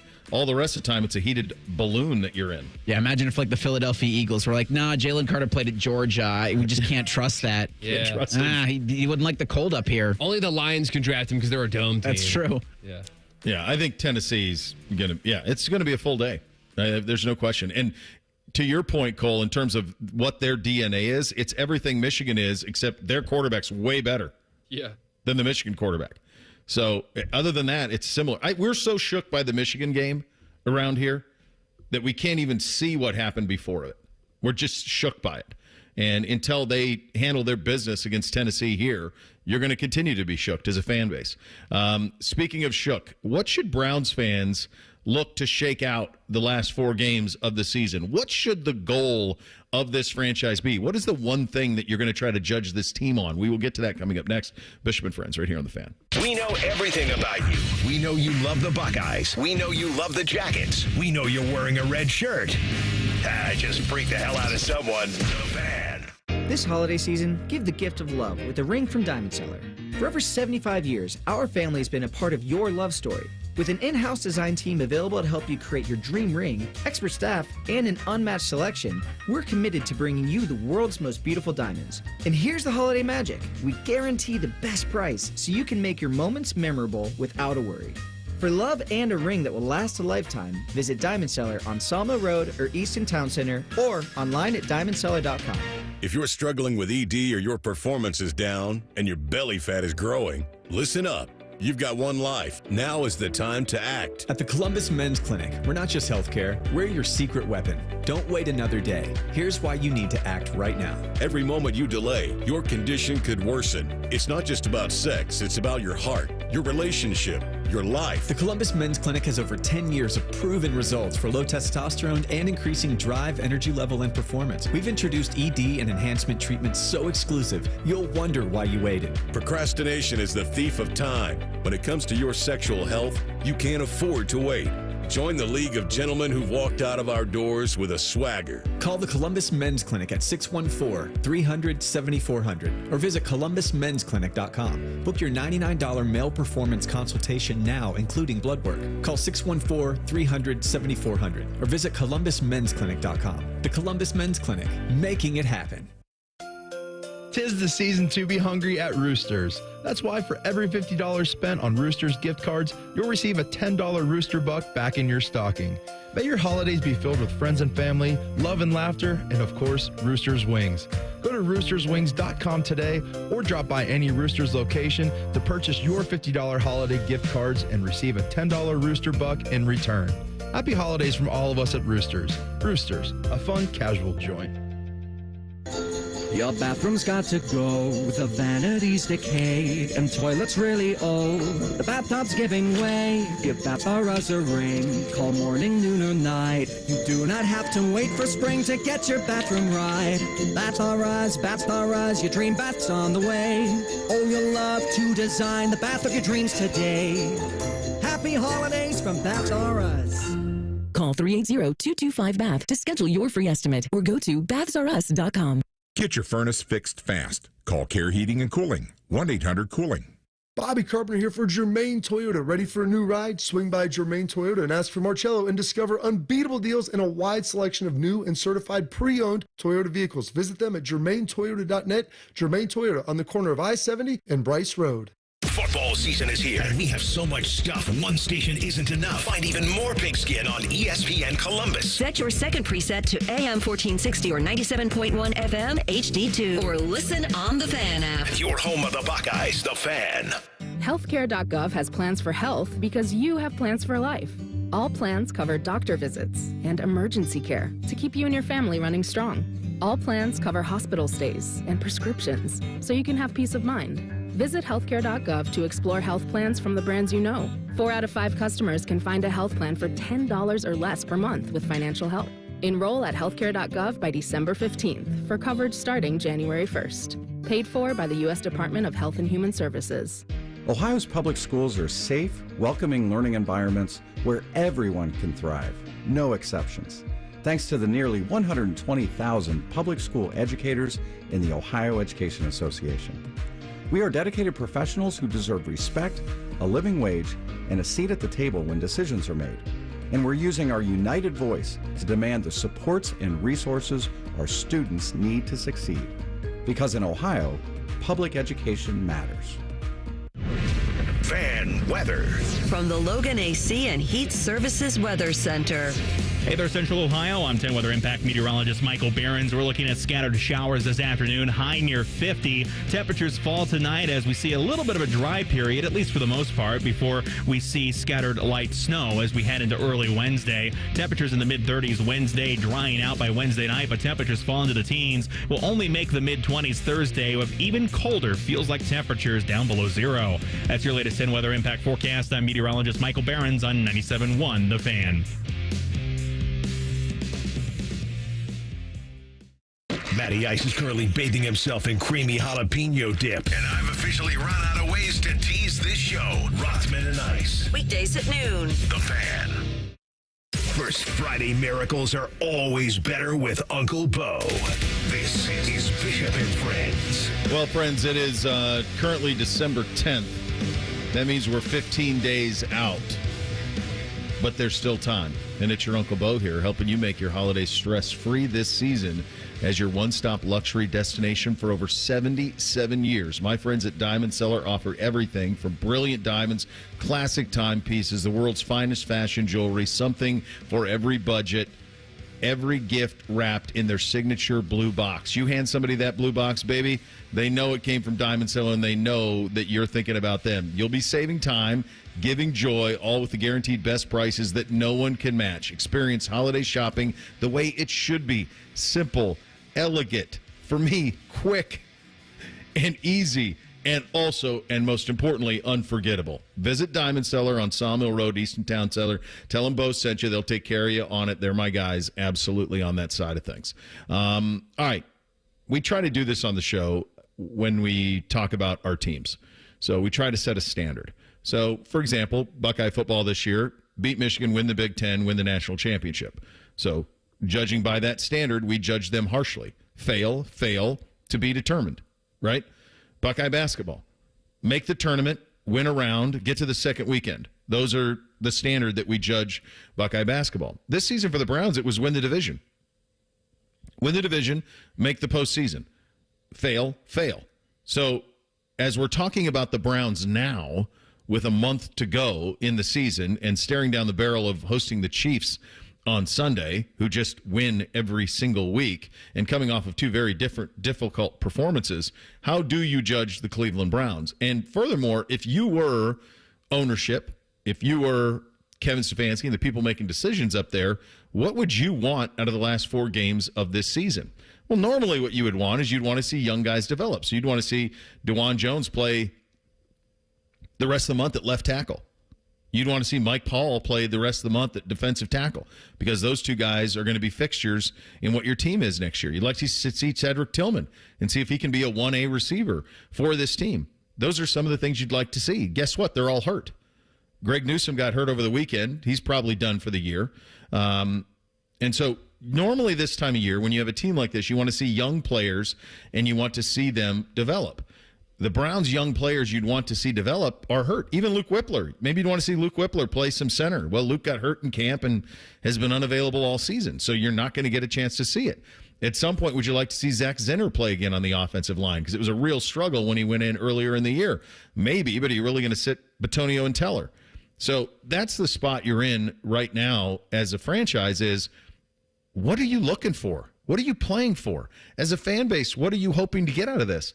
And the only thing that I keep coming back to is over the next month of the season, the Browns need to make a decision if they want to go medium term, I'm not going to say short term because I don't think it's a 1-year deal. It could be 1 or it could be 2, not long term, on Jameis Winston?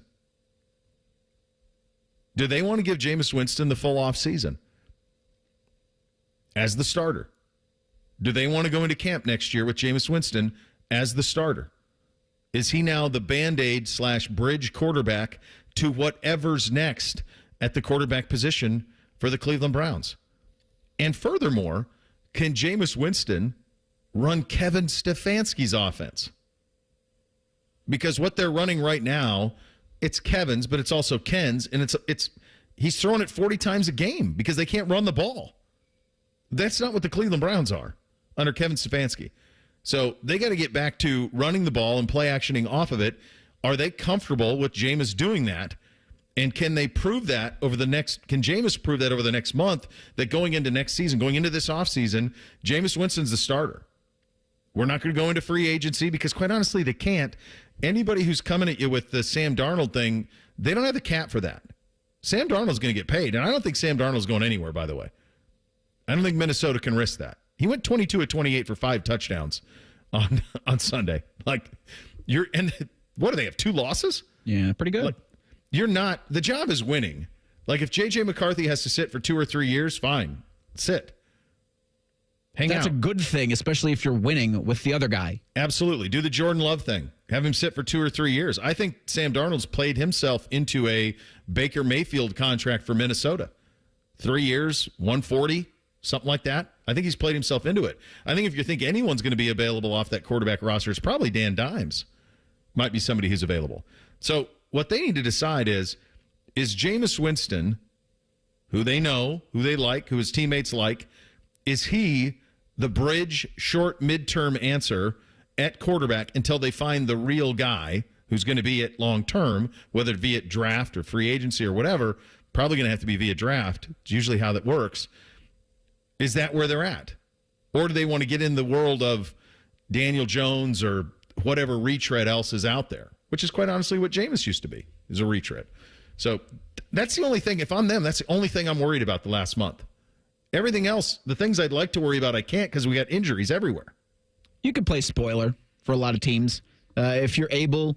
I think the biggest thing would be to have anybody who's in there just play a competitive 4-quarter football game, knowing that Jameis is probably good for 7 points the other way. He's been for the past he was 2 weeks ago. He threw the ball away to the Pittsburgh Steelers twice this past Sunday. You're probably not going to beat the Chiefs. You're probably not going to beat the Ravens unless they sit everybody. But if you're able to play some spoiler to the Bengals, if you're able to cause a little consternation for the folks in Miami, then I think that's your best bet. Myles Garrett talked after that Steelers loss that they're playing for pride.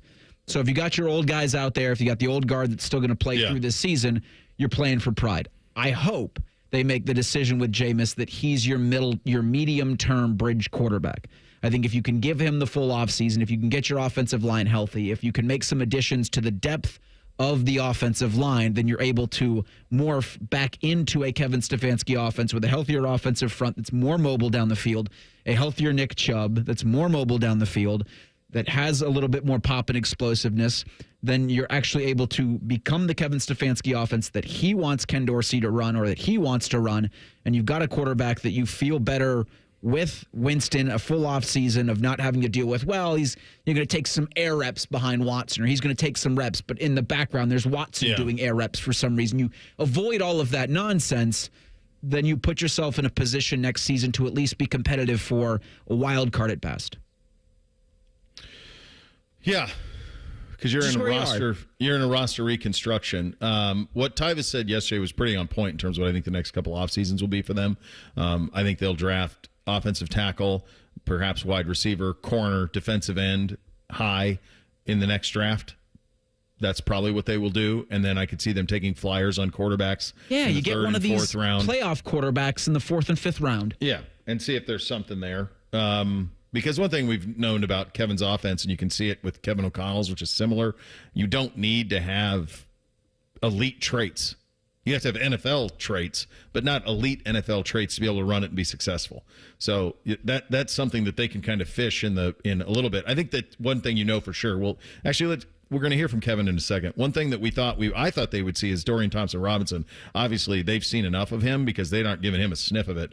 Stefanski pretty emphatic that Jameis is a starting quarterback. Here he was yesterday. For me and for us, we're just going to continue to do everything we can to play better. Obviously, I think we can play better on offense. Certainly as a team, we can play better. But really the focus is making sure that we put our guys in position to find a way to win. I don't even... So that's what you get with him sometime in the pressers, though. Like you just get a meandering. Translating it a little bit, the way I know, or the way I think it for me, is that he's going to keep the quarterback in that makes the offense look good and that helps the guys feel better about themselves in terms of as football play. Jerry Jeudy, David Njoku. I mean, those guys, they pad the stats. They make Jerry Judy's like top 5 NFL in receiving. 1,000 receiving yards. So it helps those guys out as well. And it says it without saying it's done with DTR. Yeah, it's crazy because, I mean, DTR beat Pittsburgh last year. He was the quarterback of record. And so obviously they know him better than anybody else. One other thing on this front, I don't know who advises Deshaun Watson, but do the opposite. Maybe in the middle of the team that's paying you that type of money, in the middle of one of the worst, most disappointing seasons in a franchise history that's had a lot of them, maybe don't Instagram a picture of you and your wife in or girlfriend or whatever in some palatial place overlooking the sunset with a ridiculous meal and flexing. Noodles look good. Did look good. Food looked great. Looked like that. What was she trying to make on Landman? They kept calling it spaghetti. Yeah, I can't remember what she called it. That's what it looked like. It looked like that. I have to go back. I'd like rewatch it. Landman's really good. It's fun. But yeah, maybe just do the opposite or whatever your social media team tells you to do, Deshaun. That would be my advice on that type of thing. 2 minutes from now, Dom Tiberi, Bishop and Friends, right here on The Fan. Tech scams, identity thieves, data leaks. Hearing about these online threats every day can be stressful. But don't worry. McAfee Total Protection is here to help you live a worry-free life online. What does worry-free mean? Well, it means you won't have to wonder if that text message is a scam, if new threats will pop up on your PC, or if you're safe from identity theft. Visit McAfee.com/online protection today to get award-winning online protection for just $39.99 your first year. That's McAfee.com/online protection. Cancel anytime. Terms apply. My son loves to fly kites, but my active psoriatic arthritis can sometimes hold me back. Now with Skyrizi to treat my skin and joints, I'm ready to go. Skyrizi, risankizumab Riza, a prescription-only 150 milligram injection for adults, helps with less joint pain, stiffness, swelling, and fatigue. For those who also have plaque psoriasis, 90% clearer skin is possible with just 4 doses a year after 2 starter doses. Don't use if allergic to Skyrizi. Serious allergic reactions and an increased risk of infections or a lower ability to fight them may occur. Before treatment, your doctor should check for infection and tuberculosis. Tell your doctor if you have an infection or symptoms such as fever, sweats, chills, muscle aches, or cough, or if you plan to or recently received a vaccine. With Skyrizi, there's nothing like clearer skin and better movement, and that means everything. Ask your doctor about Skyrizi today and visit Skyrizi.com or call 1-866-SKY-RIZZI to learn more. Hi, I'm Joanna Williams, General Manager at Tansky Sawmill Toyota. Is it time for a new or used car? Visit Tansky Sawmill Toyota on the corner of Sawmill and 161, home of the Tansky Promise, where our salespeople aren't paid on commission. We have a 72-hour exchange policy, and every transaction is upfront and transparent. You can even start the process at home. Visit TanskySawmillToyota.com to start your purchase today and to see all of this month's specials. And when you think Toyota, think Tansky. All your favorite fan shows are available when you want them. Head to 971thefan.com and hit that subscribe button. The Fan, Ohio sports destination. Bishop and Friends present Tuesdays with Tiberi. Sponsored by Sears Heating and Cooling. Family owned since 1950. Of course, it is time for a little Tuesdays with Tiberi on the Brian Heating Cooling Systems fan guest hotline. Well, you've gotten about 48 hours now to digest it. What did you make of the college football playoff? Well, I would say one half of the bracket is easier than the other half of the bracket. Mm-hmm. I believe Ohio State, if they win it all, they are truly the best team in the country because They're going to open with Tennessee. Then they're going to play Oregon. More than likely get who? Texas? Yep. And then probably Georgia in the national title game. Give me a break. I will say this, after digesting all of it and after watching championships and all that, these conference championships are ridiculous and do nothing except maybe put, I wanted Ohio State to beat Michigan, but might have been a blessing in disguise. They didn't play in it because Georgia got its quarterback hurt. I mean, what good comes from them? I mean, it's a money maker. And I don't know. I looked at was it even sold out? I know it's a TV thing and all that, but I think that I think the SEC one was sold out, buddy, but the rest of them weren't. Yeah, and here's the thing: when you go to a 16-team playoff, what are we doing? I mean, it's just I think their days are numbered. My opinion. I think common sense will come. I also think it's ridiculous. The top 4 teams in the ranking should get a bye. That's it. That's the way it needs to be. All this stuff, I mean, it's just goofy. They'll fix it. It's a new era, and it's like I said the other day on 10 TV. There's going to be a learning curve with this. Yeah. And even more today. And I know this is sacrilege, and I got beat up for saying this on your show last week, but no one wants to beat Michigan more than me. I'm from here. I mean, I grew up with this rivalry. But the rivalry is changing, and it's never going back to what it was. And the fact that you could play those guys 3 times in like a month and a half period, it's the NFL. It's college football as professional football. And the Super Bowl champion this year will not be undefeated. There's only been one, right? Am I not that's mistaken? Right. Yep. And and that's where we're at. And it's going to take the fans a while to understand, but there's going to be there's going to be a lot of learning curves. Like everybody that wanted a night game, there's one coming December 21st in the Horseshoe.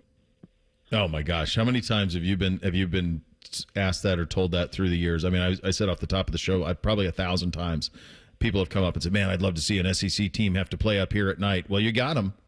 You're gonna get them. And now you got to sit in it too and watch it. Yeah, and you got to be cold on those steel benches, and you got to watch it. I mean, it's what you asked for, and this is why Gene said, like, the Dome comment a couple years ago got killed for it, and I'm like, when he said we may play it in Indy, and I'm like, actually that makes some sense, like climate controlled and all of those things, because quite honestly, this Tennessee team is kind of built for cold. I mean, they're going to run it, right? They're going to be physical. They got 2 great. They're like Michigan, except they're way better. Right. And Ohio State is built for speed. And if it's a snowy night or who knows, I mean, the weather folks are predicting that it's going to be in the 40s. God bless them.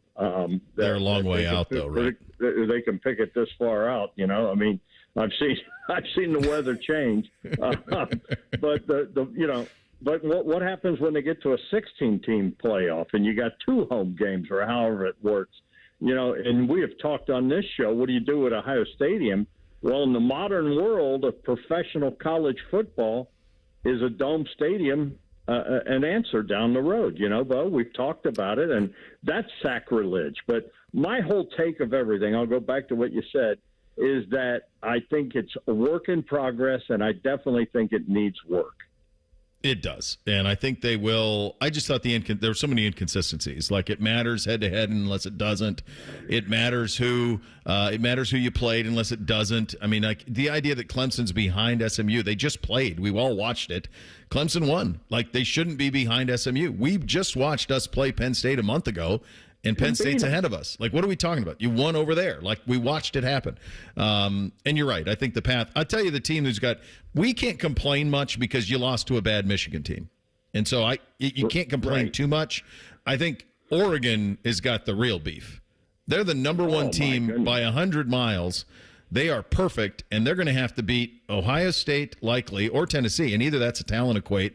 Then they're going to have to probably play Texas in the semifinals. So, like, you want to talk about, like, if they had to choose their path, they'd take that that path Georgia has all day long, or the path that Boise State has, Dom.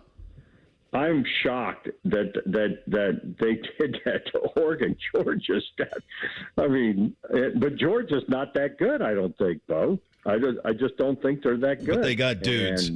They definitely have athletes. Yeah. We know they're going to have dudes. They have athletes, but they've just looked clunky this year. If you were to ask Oregon, think about it this way: if Oregon loses the Big Ten title game and they go to 6. And they get to play SMU at home, and then they get to play Boise State. And then, wouldn't you take that over waiting on Ohio State and then having to play Texas? Yeah, I'd rather be Penn State than I would be Oregon, even with the bye. And just think about this: in their division, in their section, they got Indiana, they've got you've got Texas, Boise State, you got SMU. Yeah. Oh, yeah. Why wouldn't you? You'd love that, wouldn't you? Yeah. I don't know. And I just want to see, Ryan, I thought, he said, we got nothing to hold back. We're going to let it. I hope he does. I hope he does. Just, what I'm hoping is, and I go back a couple of years ago when they got robbed by Georgia, and part of me is hoping they get a rematch with Georgia because they owe them. Yeah. But I go back to that college football playoff game that Georgia, got the Marvin Harrison was publicly mugged and they didn't call it.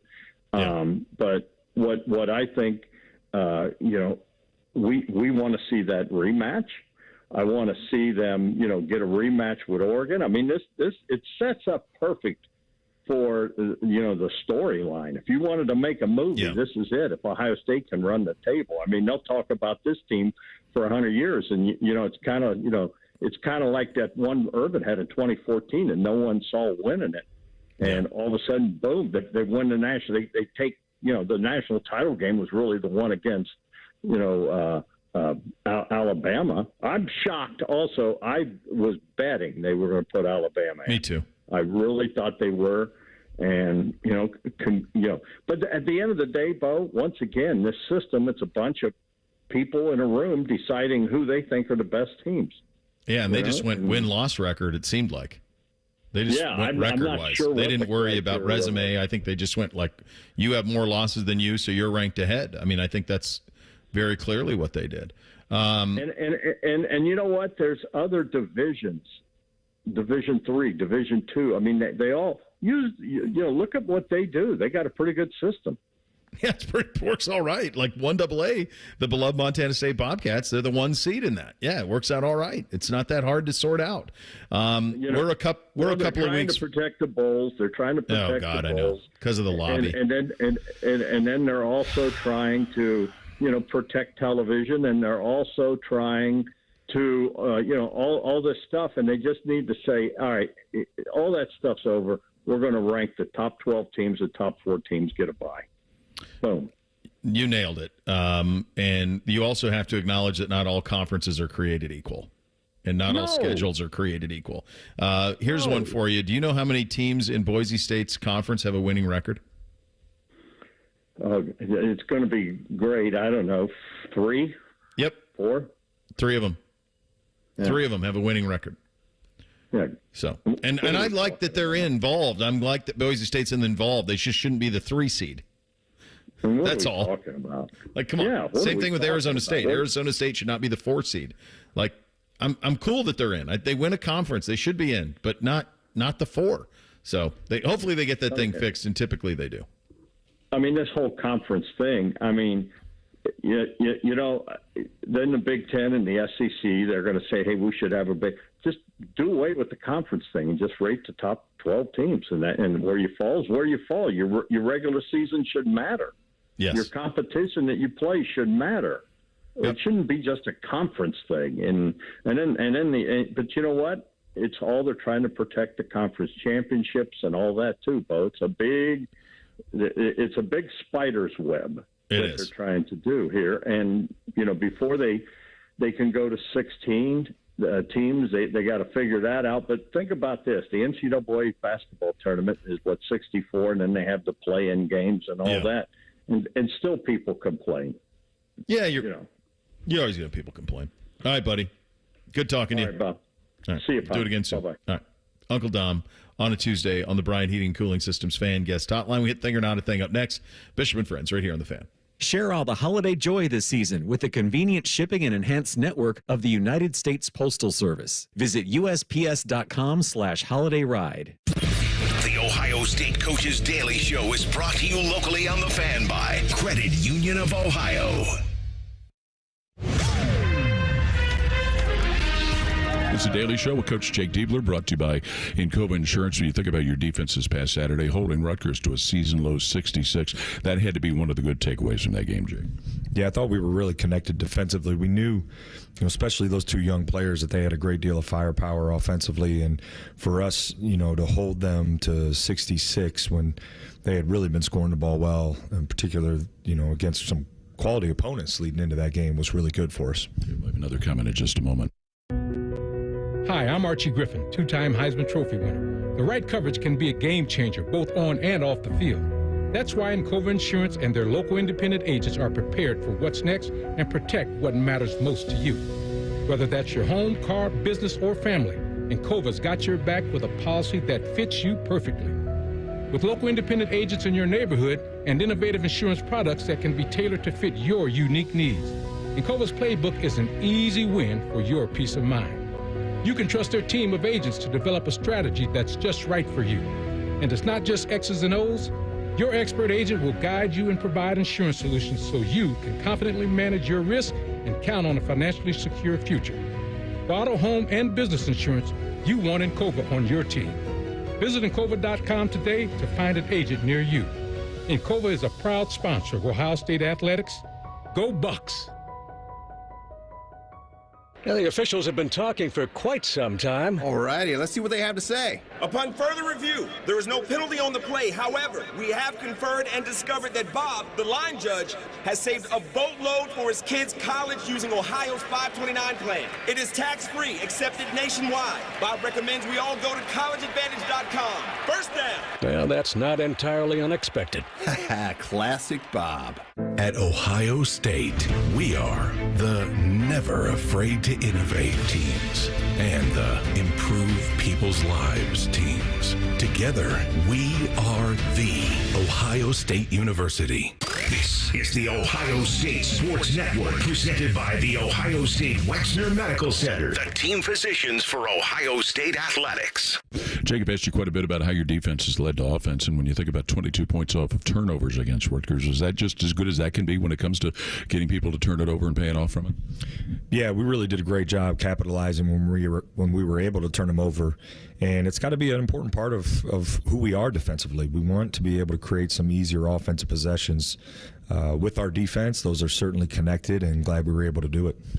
Guys, you see the difference from them paying attention to the scouting reports and things like that? Well, I think they're always paying attention. I think we're growing in our ability to go out and execute it better and better and more consistently. This is the Ohio State Sports Network from Learfield. Hey, basketball fans, Credit Union of Ohio wants to help you score more by making life more affordable. It's time to play with a team that helps you win every day. Credit Union of Ohio's loan rates have dropped to provide affordable financing for the things you want and need. It's time to reevaluate your current loans and consider refinancing with a team that cares about you. Check out current specials and get started scoring more money at cuofohio.org. That's cuofohio.org. NCUA insured, equal housing lender. Everybody knows that Roosters is a fun, casual joint. With their award-winning waitstaff, great food, fun, and laughter. It's a quick stop on the way home to sit back and unwind or grab a carryout. Roosters is where you, your family, and friends can order pizza, sandwiches, salads, and more. And the home of award-winning wings that are fresh, never frozen. It's your family's other dinner table. Roosters, a fun, casual joint.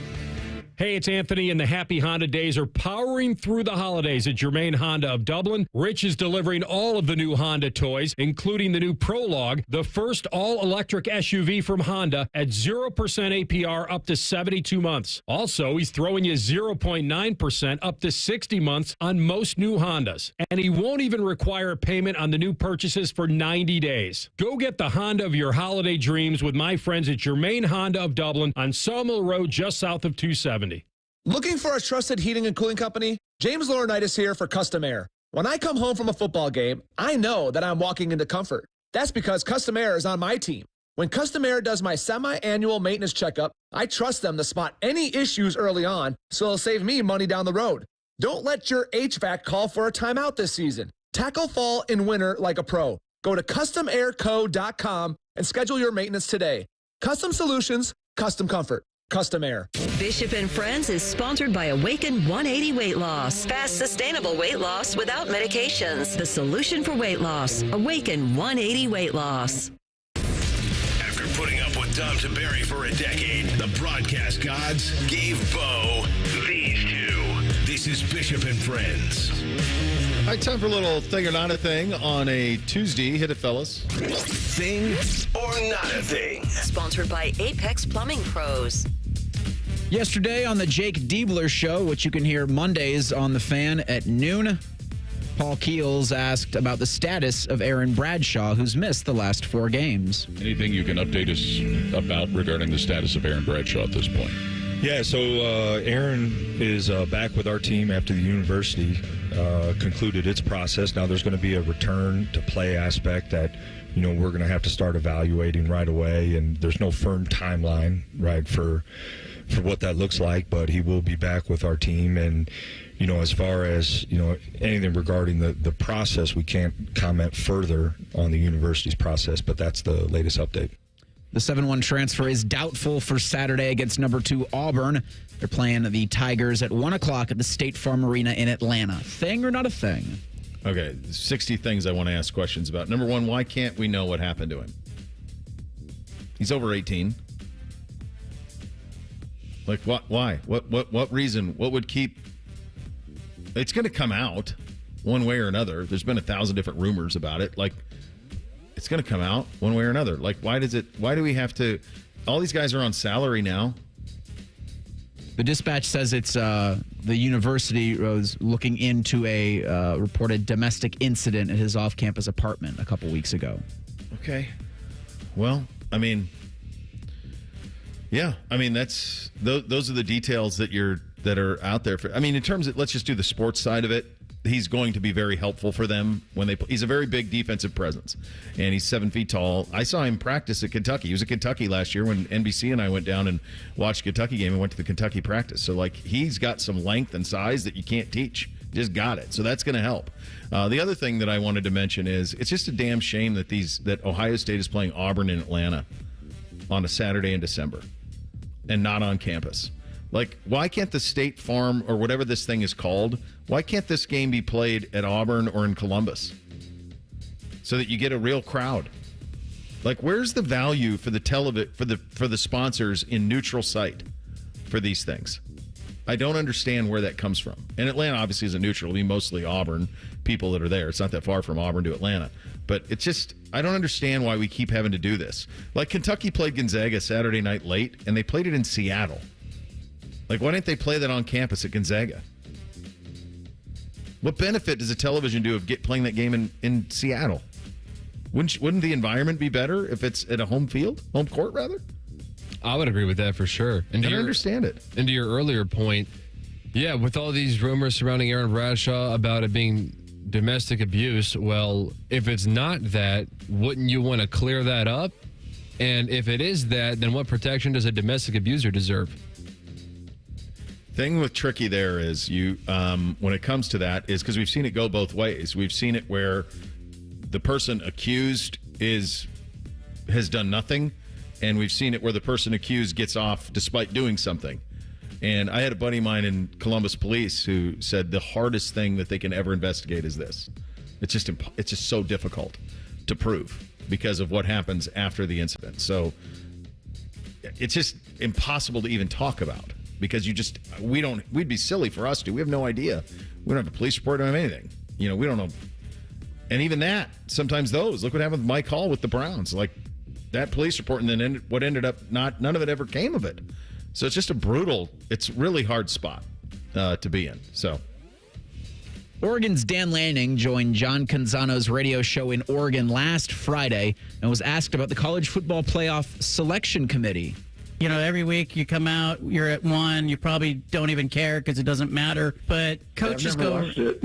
You haven't? You're the only person who hasn't. No, I mean, that's on Tuesdays anyway, isn't it? Aren't we working on Tuesdays? Yeah, it is. And it also, I happen to be on air at the time. And, apologies to ESPN, but those guys are SEC honks. And so all they do is they talk about how great the SEC is. And, to your face, they're going to tell you how great you are. But behind your back, they're going to tell you how much they love those SEC teams. You know that. You were in the SEC. They pay the bills, right? I mean, doesn't the SEC pay their bills? I mean, who's their contract with? Is it ESPN's contract? Yeah, it is. Yeah, so that's how it works. Let's not pretend like it doesn't work different than that. But, there's a secret to all that, John.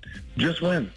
Just win. They can't deny you if you just win. You can't complain if you just win. So, if you lose 3 games, shame on you, right? If you lose 2, shame on you, right? Win. Thing or not a thing.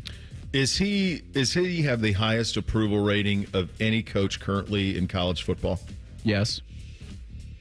Kenny Dillingham's had his stock rise, but it's nowhere near close to. Yeah, I mean, even like Kirby, who's got 2 national titles. I mean, he would because with Saban gone, I was thinking who's the most popular coach in college football, nationally, and then also campuses look at him and go, God, if we could get that guy. It feels like it's Lanning. Kirby's right there, they're the 2. But it feels funny coincidence. Yeah, right. I feel like. I don't know if Kirby could coach at Ohio State. Or let's just do it apples for apples. I don't know if Kirby could go coach at Oregon. But I know Dan Lanning could coach at Georgia. Similarly with Texas. I don't know similarly with Texas. I don't know if Sark could do it in Oregon. I know Lanning could do it in Austin. Yeah, I think it's Sark was decent at Washington. But yeah, I think Lanning can almost play anywhere. I think Dan Lanning did come from Georgia. I think he was the defensive coordinator under Kirby Smart prior to we said right. that. Yeah, which we were alluding to that. I apologize. I was looking up this Canzano guy because my big takeaway from that is, wow, Oregon's been in the Big Ten for 2 weeks and they're already talking like Big Ten fans. Oh, they'll say that they'll say nice things to your face and then they'll just go talk about the SEC. Who on College Game Day or whoever on ESPN is bad-mouthing Oregon? Are they propping up the SEC? Are they kind of drinking the SEC Kool-Aid? Sure. But they're not bad-mouthing Oregon in the process of it. Maybe they don't take Indiana as seriously. Maybe they don't take, Michigan or Illinois as seriously. But who's disrespecting Oregon? They're the number 1 team in the country. Portland media, come on, man. I know that you're new to this thing. But let's go. Get with it. Canzano and Wilner, John Wilner, John Canzano, they were the guys who broke all of the expansion stuff. Canzano's longtime Oregonian writer, and then he's had a radio show in Portland for the longest time. And that's the background on him. But yeah, it's very much feels like a guy who's used to playing the hits when it comes to the beef that some people have with ESPN. And I do think it's a carryover from the Pac-12. I think they all felt that. Because they got slighted a lot. They all felt the same thing, and now that they're in a little bit of a higher position, in terms of their national exposure, this is his chance to be like, yeah, that ESPN thing sucks. And they've wanted to say the thing for 12 years, but because the Pac-12 is only paid attention to in the Pacific Coast, you didn't have that. The Jets lost to the Dolphins 29-23 in overtime yesterday. With that loss, New York was eliminated from playoff contention for the 14th straight season. That's the longest active playoff drought across the NFL, NBA, NHL, MLB, and WNBA. Wow. Garrett Wilson had some words following Sunday's game. Losing period sucks. And when you're up in the fourth quarter, all of a sudden it starts to feel like you have a losing problem. It's like you have a gene or some So it's not like we're just going out there and getting our butt beat from start to finish. No. We have a chance to go win the game. We're supposed to win the game. Odds are in our favor, and we're finding a way to lose the game. So it's just frustrating for sure. Thing or not a thing? I mean, that's a mess. That's an utter mess there. Garrett Wilson, 81 receptions, 877, 10.8 a reception. You would have thought that he's averaging 67 yards receiving a game. He's got 5 touchdowns. Like, we all assumed that when Aaron Rodgers went there that they would really go, and it just hasn't happened. And a lot of it's Rodgers. Rodgers only completing 63% of his passes. Just isn't as good as he used to be. He's gotten old quick. It sucks for Garrett because now you're kind of locked in that. I had no idea it had been that long since they made the postseason either. I did not know that. That's a long time. I think this is probably the first time in Garrett Wilson's life he's been on a bad football team. So I'm not surprised that emotions are kind of boiling over there. Yeah. All right, coming up next, final hour of the program, we blitz the NFL first. A little bit of Shelly time coming up at 11:30. Bishop and Friends right here on The Fan. The Fan is live and local with Morning Juice, Caffeinate, and Dominate. Weekday mornings from 6 to 9. The Fan, Ohio sports destination. Prescriptions require an online consultation with a healthcare provider who will determine if appropriate. Restrictions apply. See website for details and important safety information. Subscription required. Price varies based on product and subscription plan. Hi, I'm Dr. Peter Stahl, board-certified urologist and senior vice president of men's sexual health at HIMSS. In my 12 years of practice as a reproductive urologist, I've helped many guys with ED, and it has never been more convenient to treat than it is right now, thanks to HIMSS. It really wasn't easy before. You had to take time out of your day, come to a physical office, and see a specialist like me in person. Now, through HIMSS.com, you can get world-class sexual health care and a full range of treatment options for ED through a 100% online process. It starts with a free assessment from a medical provider licensed in your state who can determine if ED treatment is right for you. If prescribed, your medication is shipped to you for free. So don't wait. Join the hundreds of thousands of guys who've gotten help for their ED through HIMSS. To start your free online visit and find ED treatment at up to 95% off brand name prices, go to hims.com/joy. That's hims.com/joy for your free online visit. Hey guys, it's Anthony Rothman. If you're feeling those holiday blahs already or just not bringing your usual cheer to the party, it could be low testosterone. That's right, it does affect our moods. Testosterone therapy, or TRT, can help put some jingle in your bells. But we all have different T levels, so don't just go for that standard dosage TRT plan. Go to the experts at Low T Center. Their TRT plan is tailored for you and with over a decade of experience. Go to lowtcenter.com and book your appointment. That's lowtcenter.com. Low T Center, reinventing men's healthcare. Getting cold feet? Call Care Heating and Cooling and we'll fix your furnace fast. Call 1-800-COOLING. Come out and celebrate the holiday season with Ohio State men's ice hockey this Friday, December 13th and Saturday, December 14th. Join the Buckeyes at the Schottenstein Center as they take on Notre Dame. Friday night, don't miss the annual Teddy Bear Toss and help those in need. Buy your tickets at ohiostatebuckeyes.com. Broadcasting from the Lindsay Honda Studios. Honda makes the cars. Lindsay makes the difference. Visit lindsayhonda.com. WBNS-FM, HD1 Columbus. The Fan. Sports Center. Good morning. I'm Eric Reeser. The Blue Jackets are back on home ice Tuesday, looking to make it 2 wins in a row. CBJ hosts John Tortorella and the Flyers at 7 o'clock. You can hear that game on The Fan with pregame coverage at 6:30. Cole Sillinger is in the lineup tonight. He took a puck to the leg on Sunday in their win at Winnipeg. Elvis Merzlikins will get the nod in net Tuesday. It's the first of a 3-game homestand. Jackets will host the Capitals Thursday. In college football, the Heisman Trophy finalists were announced last night. Dylan Gabriel, Travis Hunter, Ashton Genty, and Cam Ward. Winner will be announced Saturday night in New York. In college basketball, the 11th-ranked Ohio State women's squad hosts Ball State tonight at 6 p.m. You can hear that one on ESPN Columbus. Maddie Andrews will have the call in pregame coverage starting at 5:45. This update sponsored by BMI Federal Credit Union. Enjoy rates as low as 9.90% APR with a Visa Platinum credit card. Apply online at bmifcu.org/visa. Pull up a stool and ask the bartender for something neat, because Uncle Bo is on the radio. This is Bishop and Friends. All right, final hour here on a Tuesday edition of the program. Time to blitz the National Football League. Get it, fellas? Bishop and Friends present NFL Blitz. Sponsored by Skyline. Skyline's new mac and cheese 3-way is only here for a limited time. Try it today.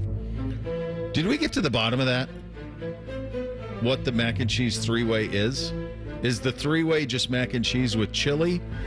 Or do they then put mac and cheese, and then do you put the chili, the onions, and like more cheese?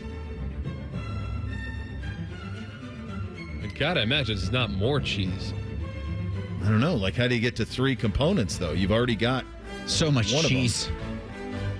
Yeah, like a mac and cheese three-way. What goes into that? With dense macaroni noodles covered in a rich, flavorful cheese blend. Yep. So, yes, it's on top. And then, so that's going on top of the chili? Yes. With onion? You probably get onion on it. Well, that's part of the three-way, isn't Yes. that part of it? Oh, okay, no. So it's all of that cheese, but then I reversed it. The chili, the cheese, and the onions are on top of the mac and cheese. So they put more cheese on top. Yes, so more they go cheese. chili, more cheese, onion on top of the mac and cheese. All right. That's a win. I believe I had that. What'd you have, Cole? I believe I had that the Panthers are bad but interesting. Another close one with another good team. I will leave room for the opportunity that maybe the Panthers are just everybody's look-ahead game, and that's why they're not getting everybody's best. But played the Chiefs tight, played the Eagles tight.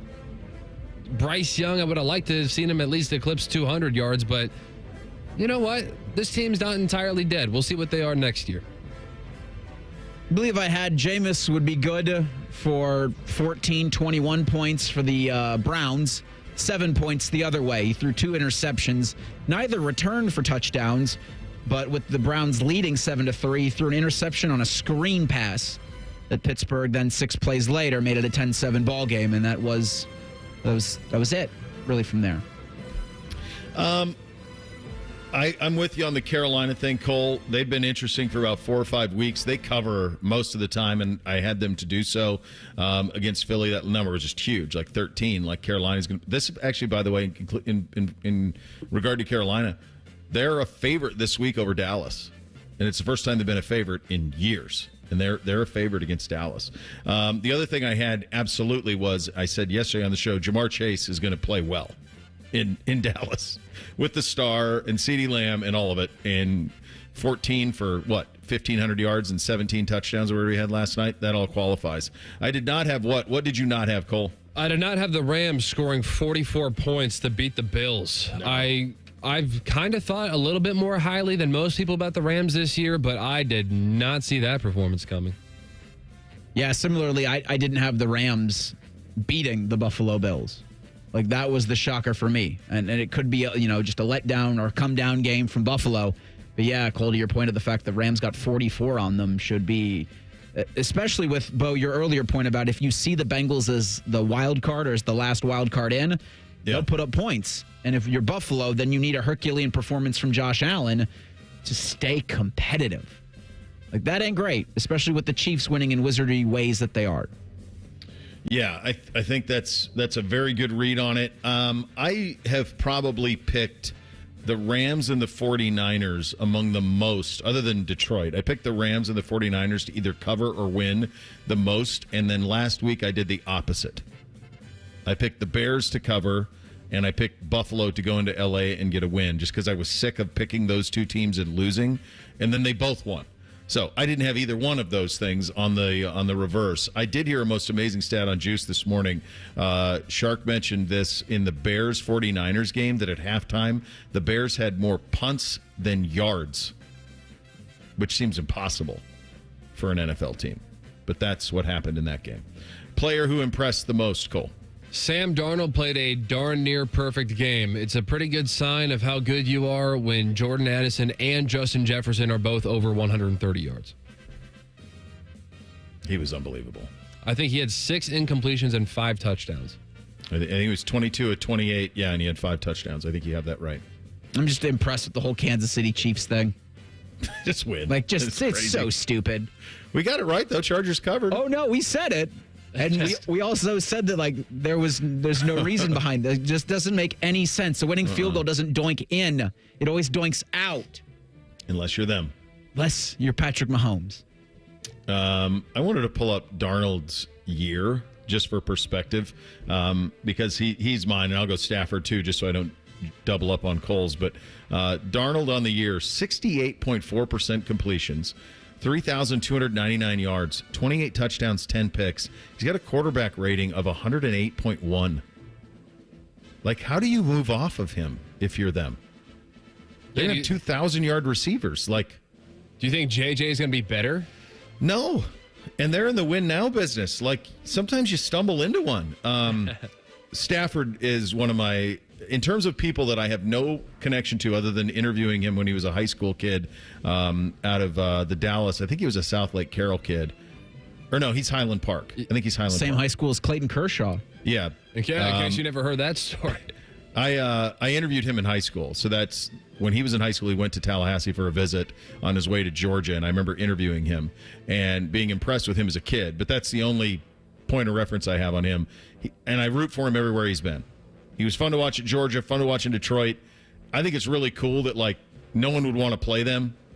And I think it's really cool they played the way they played against Buffalo over the weekend. So both Darnold and Stafford, in terms of player impressed. Player who disappointed, Cole, who do you got? Jalen Hurts was nothing out there. 108 passing yards per attempt of 5.1. That is just, I mean, as much as I'm trying to give the Panthers some credit, I can't make it out to be more than it was. Jalen Hurts did not do much for the Eagles in that game. And now there's some sort of controversy that maybe he and A.J. Brown aren't getting along. So I don't know what's up with that. Feels like A.J. Brown's not getting along with anybody ever. No. Kadarius Toney, Browns wide receiver, special teamer. It was a very light toss, but you still can't do that. And then what the hell are you doing on a punt? Just coughing it out of your chest. Yeah. Like, just get this guy off the Browns, please. Was David Njoku's like the whole body language was like we played so hard and put ourselves in this position as a team collectively, and you blew it twice for Kadarius Toney. And this isn't the first time he's done this as a member of the NFL. Like, he's done this with other teams. I don't know why he still has a job. Well, let's stay in that game for another one why they still have a job is Dustin Hopkins, who can't make a kick. I mean, it's just over. Like, he just can't make a kick. Missed 2 more in the game this weekend. They gave him a 3-year contract extension after last year, and this happens. I mean, it can get any of you when you're a kicker. It becomes mental, and you become. It's like a golfer. I think kicker and golfer are very similar in terms of mechanics and all of it, and how much of it's mental. And it's really disappointing. The other thing I would say, and it's got nothing to do with them personally, is like it just sucks to not have to watch Nick Chubb play and realize he can't be what he was. And he'll never get back to what he was, but hopefully next year you can get close to that, because this year I think it's abundantly clear he's just not going to get there, and that's what happens. I mean, two catastrophic knee surgeries in one offseason will do that. Bud Kilmer, honorary coach of the week. Cole, who do you got? Mike McDaniel, because he was in overtime. He got the first possession, and unlike a lot of people who coach scared, he actually played for the win and didn't try to set up a field goal and then kick the ball to the other team and let them try to figure it out. The Dolphins scored a touchdown on the opening drive. They did not settle for a field goal when they started moving the football. They actually threw toward the end zone. I couldn't believe my eyes. I got to give it to him. Dan Campbell, you maniac. He's a maniac. He went for it 5 times on 4th down. He converted 4 of them. The final one, his quarterback fell down, but they still won the game. I'm going Kevin O'Connell here. That team is 11-2. Cousins went elsewhere. They played him this weekend. He picked him off a bunch, and his quarterback had 1 more incompletion than touchdown passes. That's showing him. Kevin O'Connell can coach some ball. He's an impressive guy. If you get a chance to talk to him, you get to hear him talk. Really impressive guy. You understand it. They got a real keeper there with him at the top of that organization. Top 3 teams right now, Cole. Who do you got? I got Lions. I got Chiefs. And if their defense just gives them a little bit of something, the Bills. Same. I'm going to go just for the sake of trying to just stay in the vacuum of this week. Lions 1. Chiefs 2, because you just can't ignore it. And I'm going to give Vikings a little bit of love. I think they've been wildly impressive. They're finding a bunch of different ways to win. That team is 11-2. It's crazy what they've done and what O'Connell's done there. Kwesi Adolfo-Mensah was under Andrew Berry in Cleveland, and he's their general manager. There's still some questions. Obviously, I don't know what they do with McCarthy, but in terms of where they are right now and what they've done this year, really one of the most impressive teams. Super Bowl right now, Cole, who do you got? Got to go Chiefs over Lions, but, man, I'd love to see Dan Campbell take down the regime.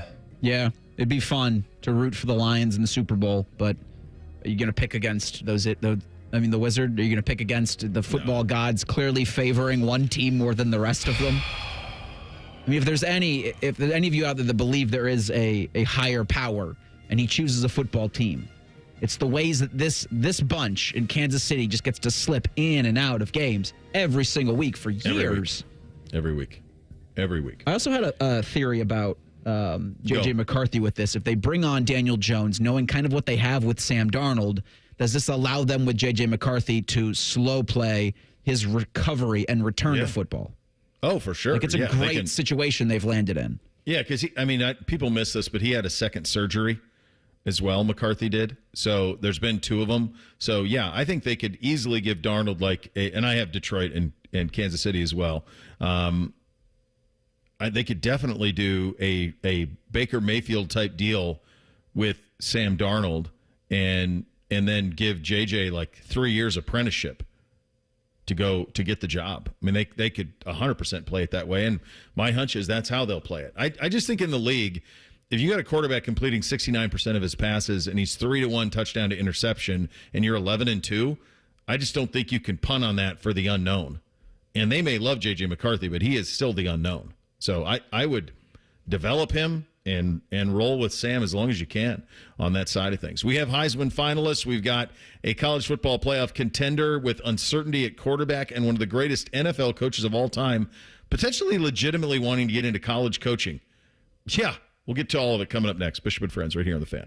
Head to 971thefan.com to listen on demand and subscribe to all our podcasts. Wasting time has never been easier. The Fan, Ohio sports destination.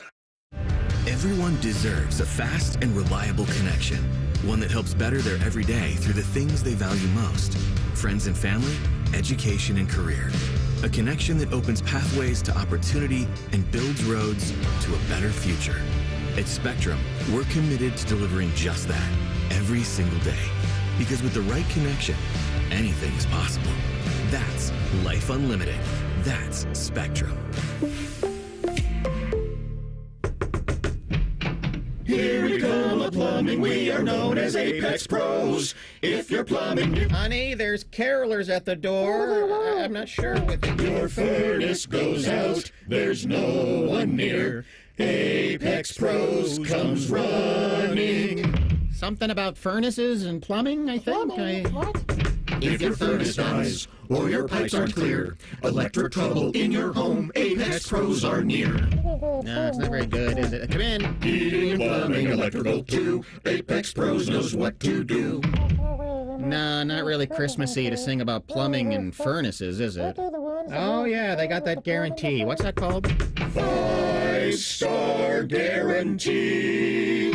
Are they listening out there? Can they hear what we're saying? Yeah, I probably should just lock the door. Apex Pros, Apex Pros, Apex Pros. Apex Pros. You did Apex.com. At Meijer, we believe the holidays should be a special time. A time when families and friends can gather for the simple purpose of enjoying each other's company. From the gifts and decorations which make the moment, to the fresh ingredients that make the meal. Count on Meijer to bring the magic of the season to life with just one stop. We're always working harder to make the holidays a good deal better. Meijer, bring more good to the holidays. During the Ram Wrap Up the Year sales event, take advantage of huge deals on a wide selection of Ram trucks. Right now, well-qualified lessees get a low-mileage lease on the 2025 Ram 1500 Bighorn Crew Cab 4x4 for $469 a month for 42 months with $3,652 due at signing. Tax, title, license extra. No security deposit required. Call 1-877-RAM-5722 for details. Requires dealer contribution and lease through Stellantis Financial. Extra charge for miles over 35,000. Not all customers will qualify. Residency restrictions apply. Take delivery by 1/2. A single cloud can weigh 550 tons. A sports car fits inside a hippo's mouth. NJM Insurance puts policyholders first. Seems unbelievable, but it's all true and approved by legal. No jingles or mascots, just great insurance. Visit njm.com for a quote. Hey, Jackets fans, we know what's on your holiday wish list. Ask your Secret Santa for a Blue Jackets holiday gift pack. You'll score 2 tickets plus a Blue Jackets Honda shirt, all for just $99. Learn more at bluejackets.com/holiday. Did you know we have another station? More Buckeyes, more play-by-play, more everything. Set your second preset to AM 1460 or 97.1 FM HD2 or listen on the Fan app. Your home for almost too much football. The Fan. If a friend asks how you're doing and you say, I'm okay. when the truth is, I don't want my problems to burden anyone. or you say, hang it in there. because If I ask for help, they'll just think I'm weak. then this is your sign to call, text, or chat 988 for free, confidential support. Anytime. You don't have to hide how you feel. From sugar cookie crumbs in the kitchen to pine needles under the tree, count on Steel for Christmas cleanup made easy with the SCA20 battery-powered handheld vacuum. Now just $99.99. Power up the holiday and give a gift from the top of their wish list. Visit your local Steel dealer today or shop online at steelusa.com. Was $159.99 MSRP. Includes battery and charger. Offer valid for a limited time only at participating dealers while supplies last. Fan weather. From the Logan AC and Heat Services Weather Center. Hey there, Central Ohio. I'm 10 Weather Impact meteorologist Michael Behrens with your latest forecast. We're looking at temperatures that'll be near 50 this afternoon as scattered showers return to the region. We'll see a brief dry period overnight as temperatures fall into low 30s before snow chances come in as we head into Wednesday. Temperatures will only make mid-30s by the afternoon. Accumulation should be minimal. We'll dry out and clear out Thursday, but high temperatures fall to the 20s with wind chills near to below zero. That's your latest 10 Weather Impact forecast. I'm meteorologist Michael Behrens on 97.1 The Fan. The only radio show Ryan Day listens to when we're holding him hostage, making him listen to a radio show. The Buckeye Show. Weeknights at 6. The Fan.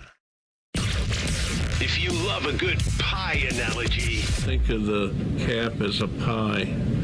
And once you take out one piece, there's less left for the next guy. then this is the radio show for you.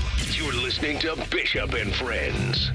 Indeed you are. We're, of course, sponsored by Awaken 180 Weight Loss. Fast, sustainable weight loss without the medications. The solution for weight loss is Awaken 180 Weight Loss. Speaking of that pie, Joe Burrow said last night that they think that he's confident they can still sign T. Higgins. He's confident he's getting that Batmobile to drive on the streets of Cincinnati. What's more likely to happen? T. Higgins back in Cincinnati or a street legal, it's the Tumbler, but Batmobile. Stay with the way you first phrased it, though. That he could drive on the streets of Cincinnati with it. He's going to drive on the streets of Cincinnati with it. It won't be legal, and I don't think he'll ever be ticketed. It feels like he'll get Isn't to that Hamilton drive County? it. Yeah, he'll get to drive it when they close, like on a street they close off. Oh, no. I think he's going to drive it in the neighborhood. Oh, boy.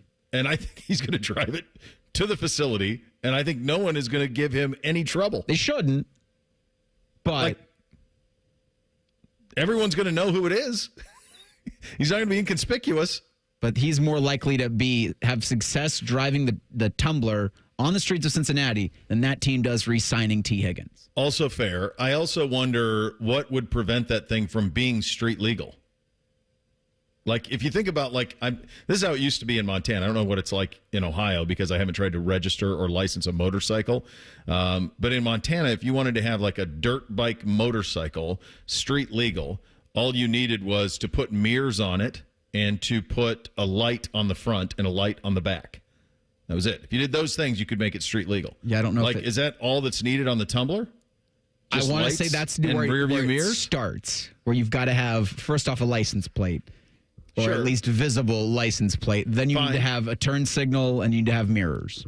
Okay, but you can probably do those things, don't you think? I don't know what that does with the width of the vehicle. There are a lot. Those are valid questions, and I think that is where you start with, do I have a seatbelt? Do I have lights? Do I have brakes or brake lights? Do I have mirrors? I mean, that is easily, and I love the Batman. That's easily the best one. Yes. I mean, the Tumbler Batmobile is the best. I mean, that thing's pretty much impervious to all things. That's the best one. I don't, you're not going to go with the Adam West, Burt Ward option. Yeah. The Michael Keaton one was not really, it was so long. Like, I don't even know if it could corner. It's functional to Batman, too. Very. Yeah, totally functional. Now, the new one with Pattinson, I haven't seen that. I don't know what type of Batmobile he has. I think it was something similar. Was it like the Tumbler or was it like a car? Is that good? That Batman movie, is it good? I saw the first one. Yeah, the one with Pattinson. With Pattinson, it's like a, it's dark, it's right? a Mustang-y Batmobile, so more of a car. Okay, but the Tumbler's better than that. Yeah. Did you? When did you do your Heisman vote? Sunday. I didn't do it till yesterday, and bad boy. Well, no, I had till 5 o'clock. You take it right up to the folks. The deadline. Is it Deloitte? Yes. Are they the ones? Yeah. Man, they get nervy. Like, I got emails Monday morning. I got texts, and then I got a call. I did it after I got done with my afternoon duties, and so I was going to do it at like 3 o'clock. I'd already done my formula. I kind of knew what I was going to do and how I was going to shake out. And I got a call at like 2:45 from an actual human. And most of the times, numbers from there who pop up, it's some sort of automated thing. No, it was an actual human who called me and left me a voicemail, which I don't even know that people do that nowadays. That's terrifying. Left me an actual voicemail, and I'm like, my God, who from? And I'm like, oh, the Heisman folks. They want those ballots, man. So I got mine done. The finalists are Dylan Gabriel, Travis Hunter, Ashton Genty, and Cam Ward. Those are the 4 finalists for the award on Monday. I will tell you that a guy on my ballot is not a finalist. So that's a little bit part of it. 2 of them are, and one of them is someone who's not on that.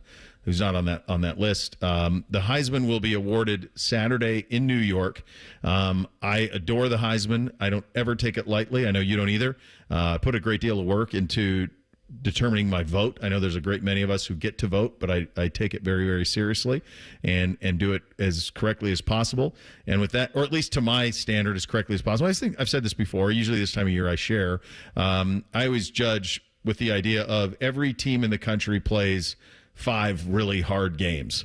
So how did you do against your 5 toughest opponents? That's kind of the standard I look at when judging the Heisman, because every team's got garbage games, every team's got tough games, but you should have 5 that are tough. And how did you play against the best competition for your team? And so that's usually that's what I lean on, and it's usually been a pretty solid path to be able to do it. I think I've been voting since 07 or 8, something like that. It's been a long time. One of the things that I think they need to do, though, now is they do need to move this into January. I understand that they like it where it is. Traditionally, it's where it is. But this sport that is steeped in tradition has thrown tradition by the wayside. And I do think that the Heisman needs to adapt, because the Heisman Trophy should, if there are teams that are still playing a third of their season, you should have that full picture to look at. And I know the counter to that would be, and even as I'm saying this, I can feel the counter. The counter would be, yeah, well, then you're just going to give it to the best player on the best team.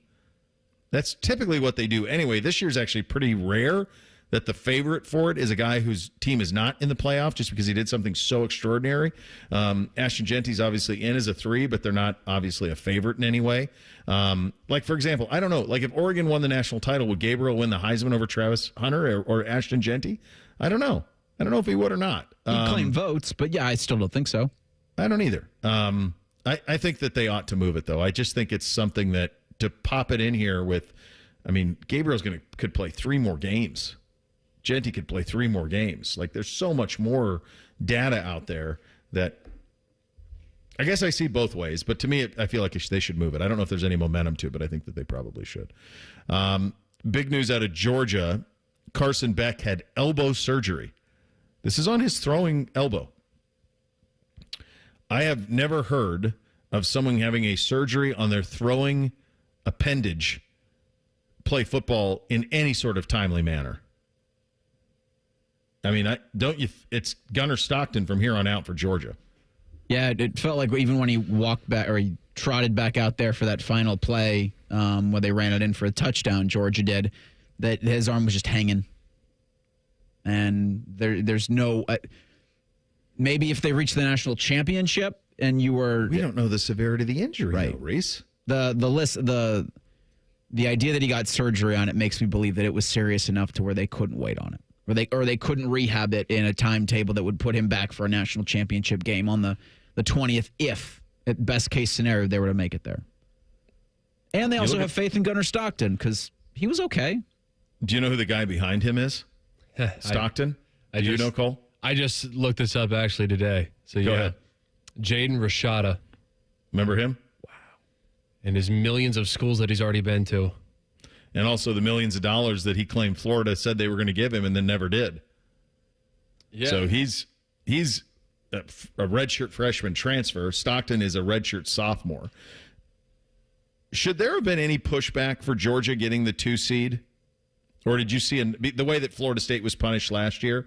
Or because we saw enough of Stockton being competent, that's enough? It's for me such an apples to avocados comparison, because not only did you see how Florida State was with their backup, then he got injured, then you saw their third string quarterback, and they were terrible. Yeah. Georgia's not that with Gunnar Stockton. They're not that. I don't know how they'd be with Jaden Rashada, but they're still a really good team. Florida State was garbage without Jordan Travis.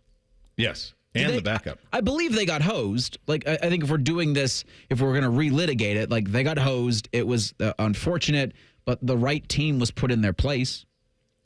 That's where I ended up with it, was it sucks for them. It sucks to be them. It sucks for everything that's happened to them.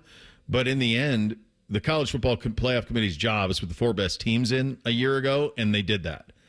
You could not have – that Florida State team was not whole. And what they were all season, they were no longer. And that was even more evidenced by what you saw in the bowl game, where Georgia beat them 165-0. So, like, that's also part of it. One other thing, we got to play this. I just think this is nonsense. I don't think Belichick has any interest in coaching North Carolina. I don't think he's putting himself in a position to succeed at all. But he was on McAfee, and Belichick answered the question. Go ahead. Let me put this in capital letters. If. Yeah. IF. If I was in a college program, the college program would be a pipeline to the NFL for the players that had the ability to play in the NFL.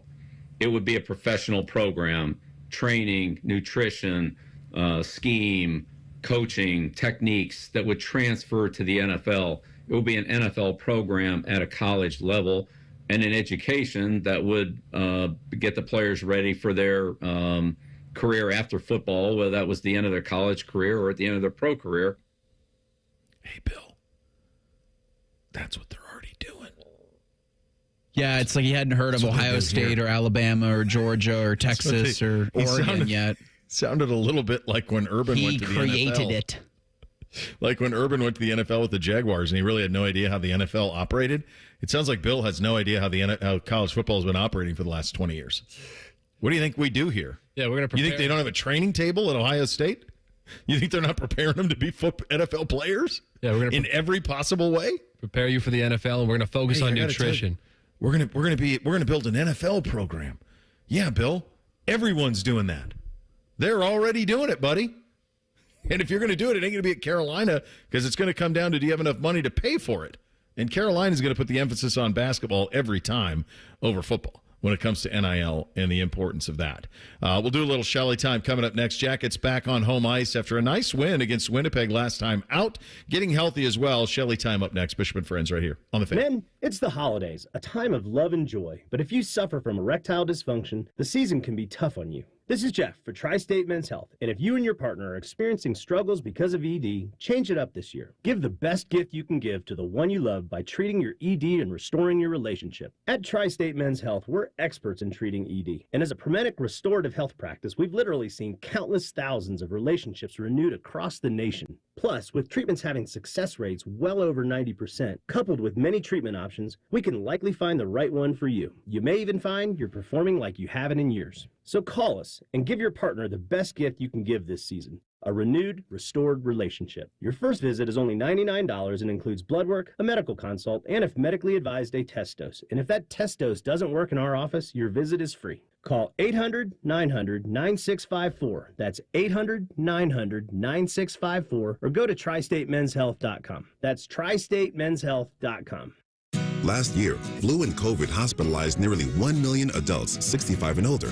That's nearly 1 million men, women, parents, grandparents, chess players, checkers players, and chess players who are so bad at chess, they really should stick to checkers. So if you're one of these people, or not, get this season's flu and COVID vaccines so you can keep being the totally unique person you are, whoever that is. Risk less, do more.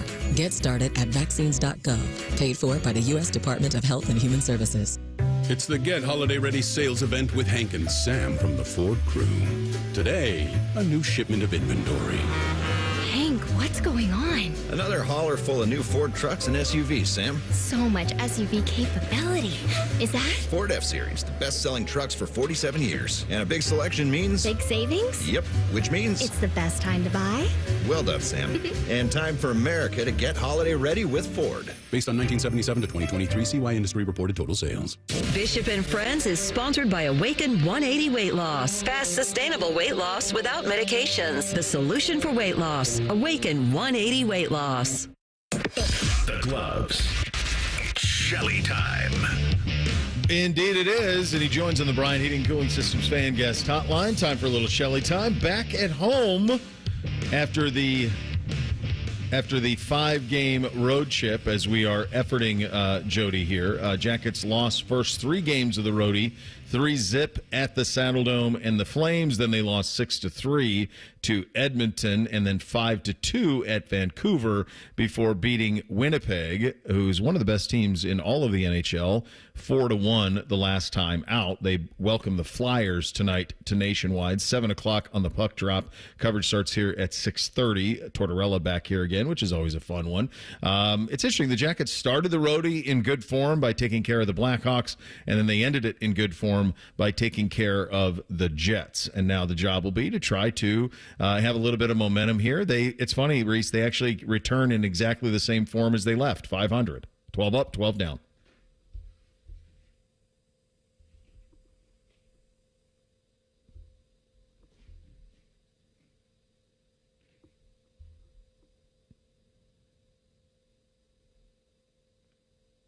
All right, do we have Jody? How you doing? Hey, buddy. There he is. What's going on? Hey, man. Good to have you back, and you're back in the mix. After the what was it, 5-game roadie, a little bit of a 5-game roadie. Before we get into the hockey stuff, I like a little flavor. What was the best meal you had on the road trip? No brainer. My mom cooked me a home-cooked meal. Whoa. In her birthday celebration with my dad, my brother, and my nieces and nephews.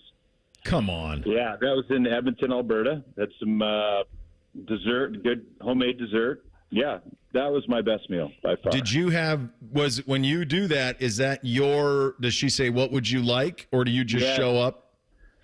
No.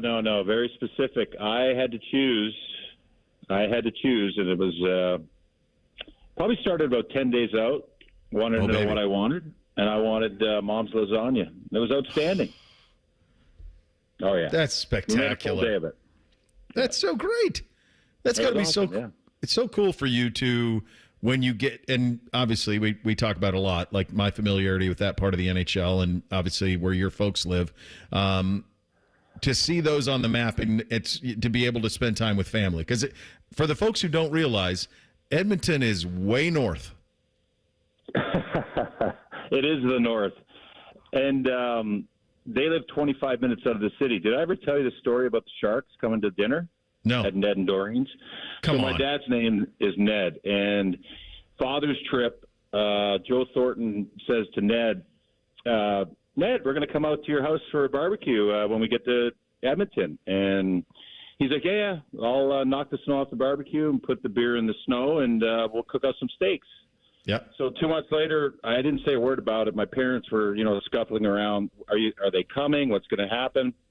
Long story short, the bus pulls into the hotel downtown Edmonton, and Joe stands up. He goes, Shelly, are we going to your house? I said, yep, we're going. I had my brother there with the truck, my dad there with his truck. I said, anyone who wants to go, 6 o'clock in the lobby. I come down in the lobby, and this is a name drop. Rob Blake, Joe Thornton, Claude Lemieux, Jeremy Roenick, Brian Clough, Doug Murray, and me. There were 7 of us piled in, and we walked in my mom's front door, and she almost fainted. Yeah. But we had a great 4 hours. Steaks, beer in the snow, and we talked. It was one of those nights you couldn't believe happened. 25-minute drive from the hotel too. It was one of those great things. That's unbelievable. Lemieux and Roenick in there? What a mix! What a group! Yeah. The stories are off the charts. Oh my gosh, just roll tape on that. That would be unbelievable to hear those. That's fantastic. Hey, so this thing started sweet with a big win at Chicago, 6-3, and it ended really nice with the win against the Jets, one of the better teams in the NHL. How do you put the road trip into perspective? Success. What did you like? What did you think missed? You know what? I call it a success. There's important wins throughout the year, and I think going into Winnipeg after, being in Calgary and Edmonton, where you feel like in Edmonton they really handed the game over, I thought. At certain times, taking way too many penalties against that power play with McDavid and Draisaitl.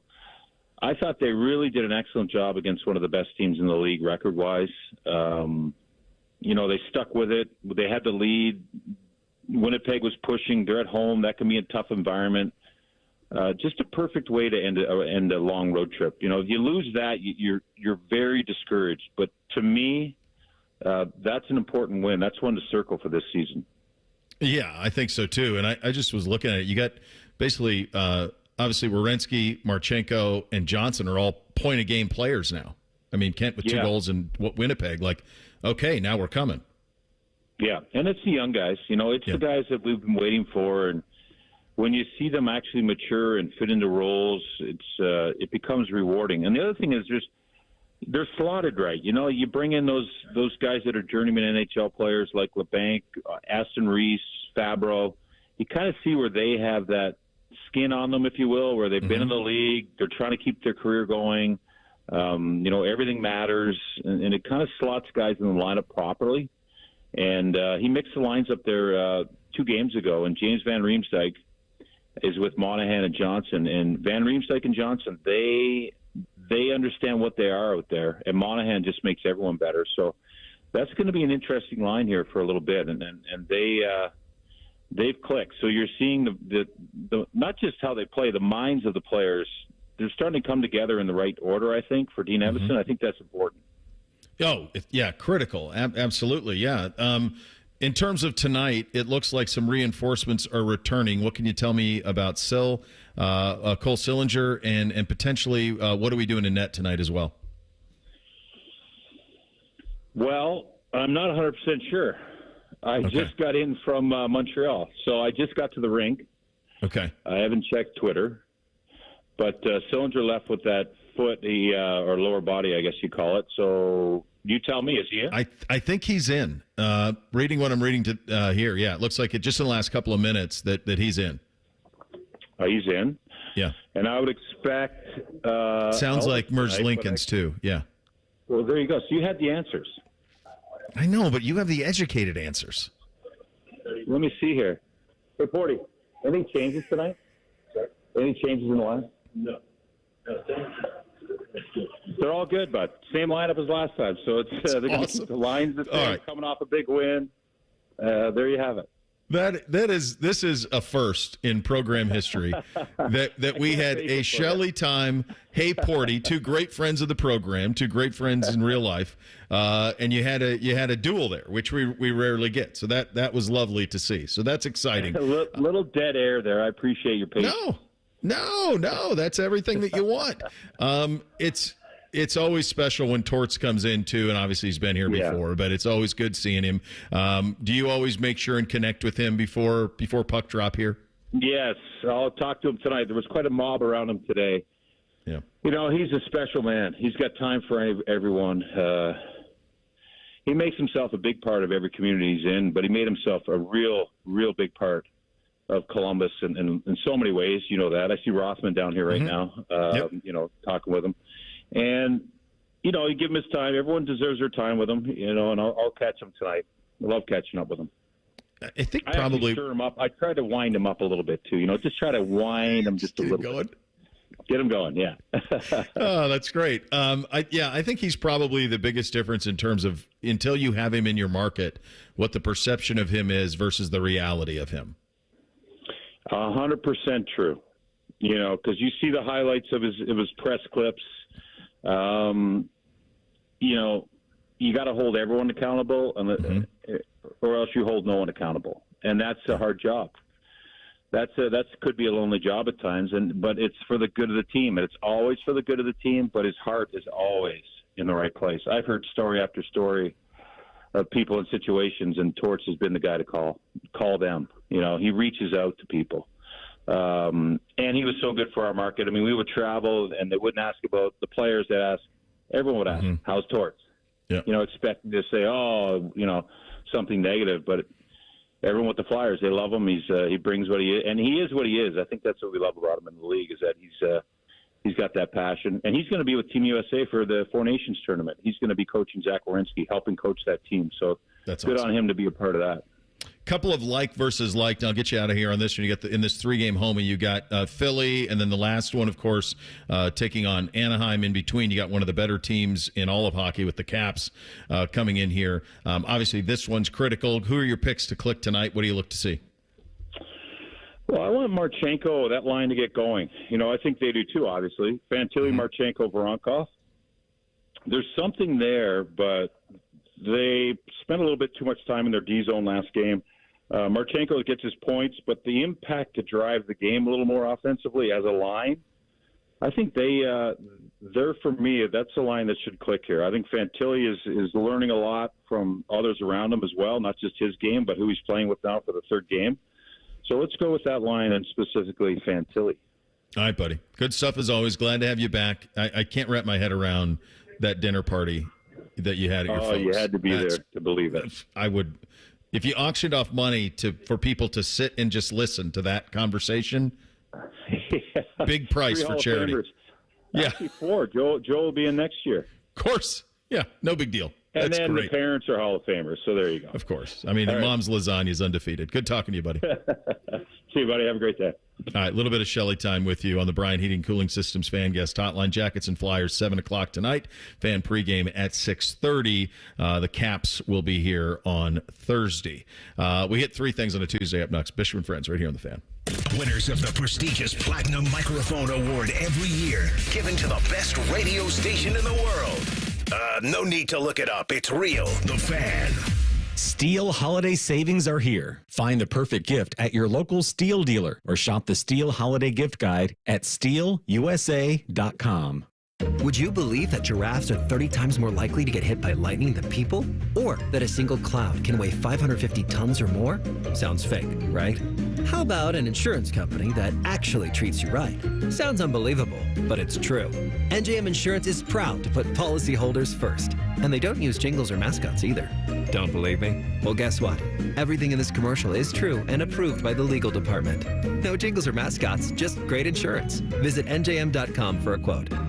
Welcome to Nada Yada Island. We're back on the Nada Yada Island Confessions Show. Benny is about to tell us how he found 2 loves. Go ahead. Yeah, thanks to Metro, I found iPhone 12 and Apple Watch SE. At Metro, get the perfect match of both iPhone 12 with 5G and Apple Watch SE for only $99.99. You heard that right. Both for just $99.99. Holidays with Nada Yada Yada. Only at Metro by T-Mobile. Bring your number and ID, sign up for Metro Flex Plus, and add a watch line. Not available if you're with T-Mobile or been with Metro in the past 180 days. Limit 2 per account.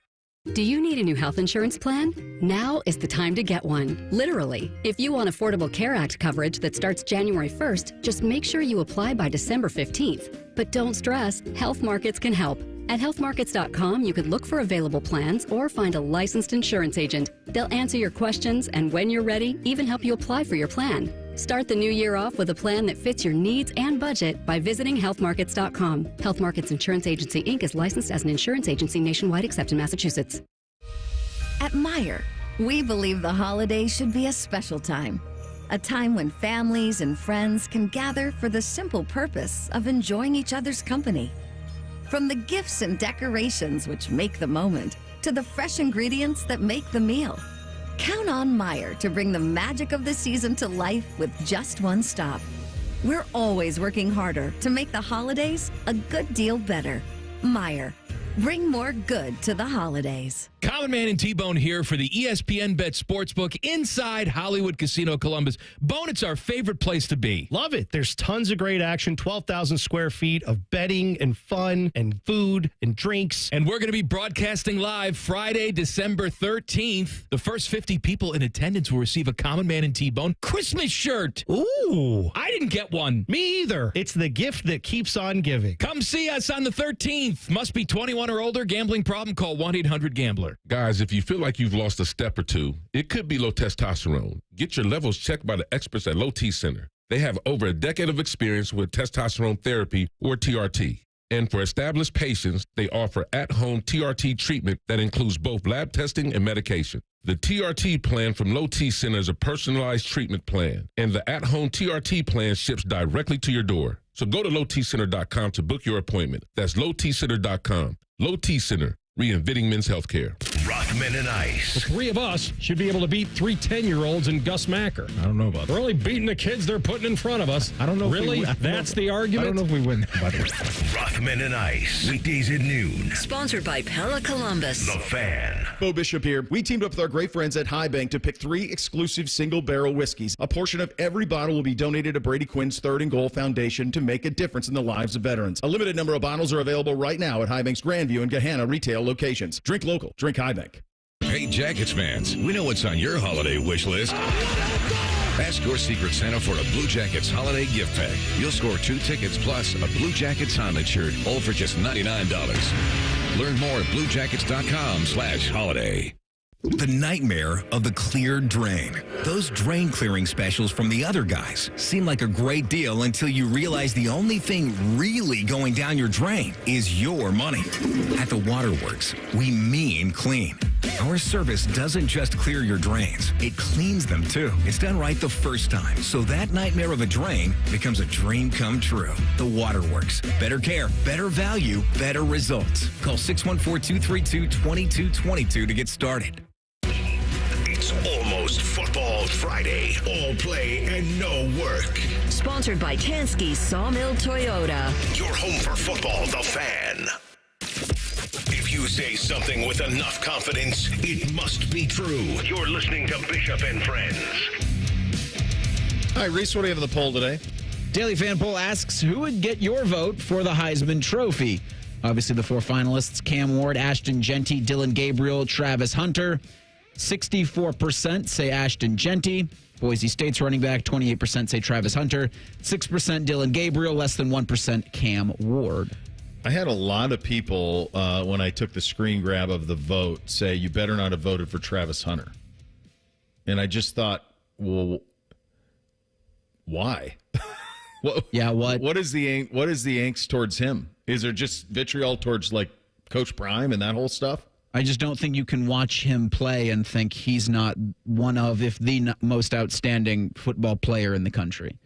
I mean, their games, multiple interceptions, or an interception, a touchdown, some games 2 touchdowns and an interception. I mean, they have him playing at every position. They've got him going 100-plus snaps. I think you can read into who was on my ballot by how I'm defending that, but so is Genty. Right. Just what we've seen from Travis Hunter, something we haven't seen since his coach was doing it.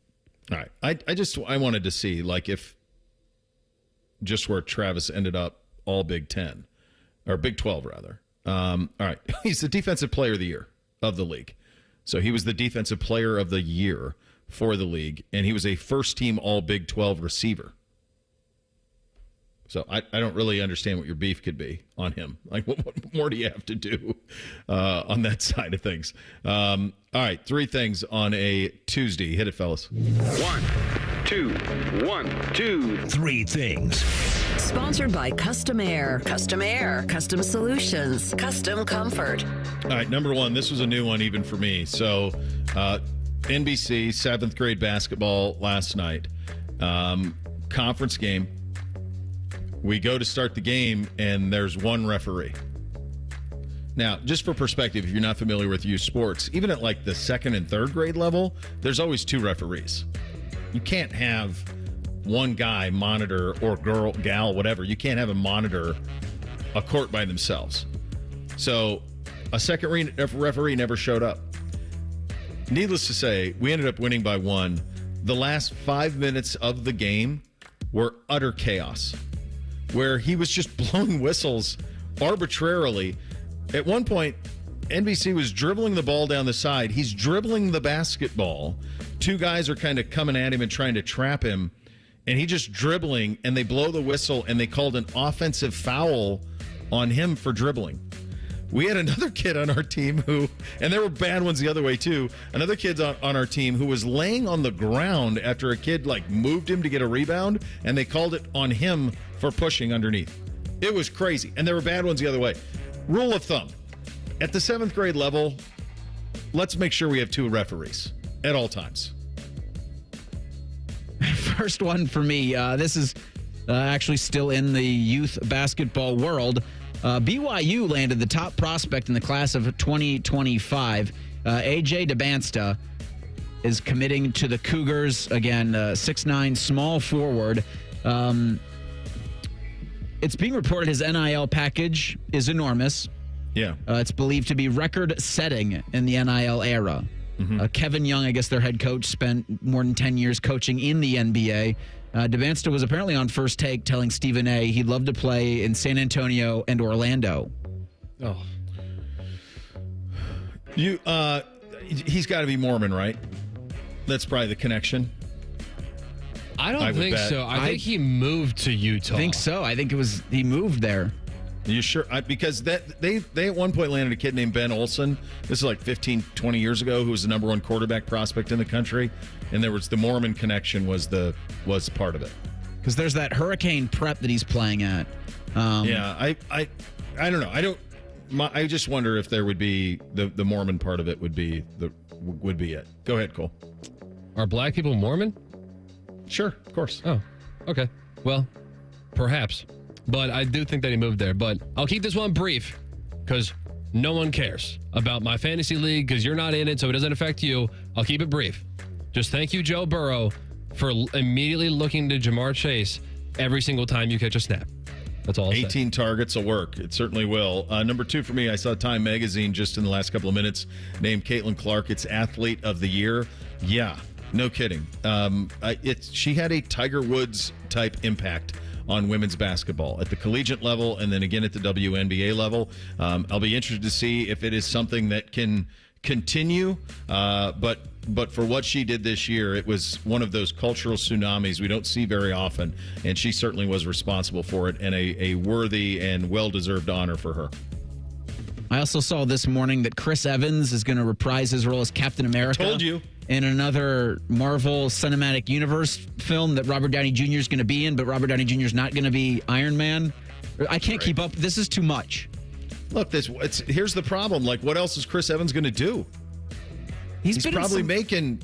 They probably pay him $60 million a pop for these. It's true. It's nice. So easy. At some point they're going to have to reboot that because it's 20 years old now. The first ones, they need to reboot that with new actors and just do it again. So all right, yeah. I keep hearing that baseball is dying and baseball fans are dying and everything's aging out of the sport. I don't know a dying sport that pays their athletes $51 million a year.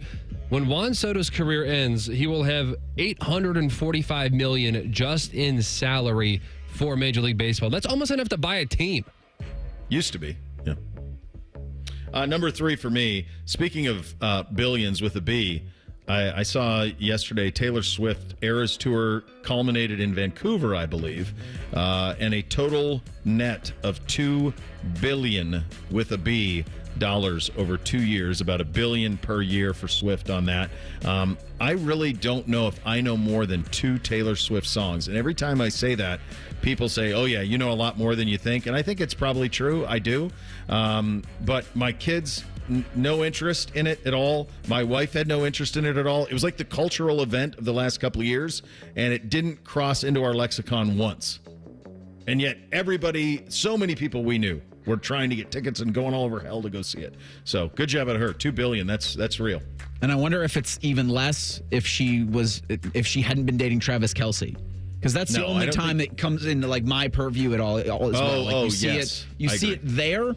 But had it not been, like, I'm not a Swiftie. I don't really.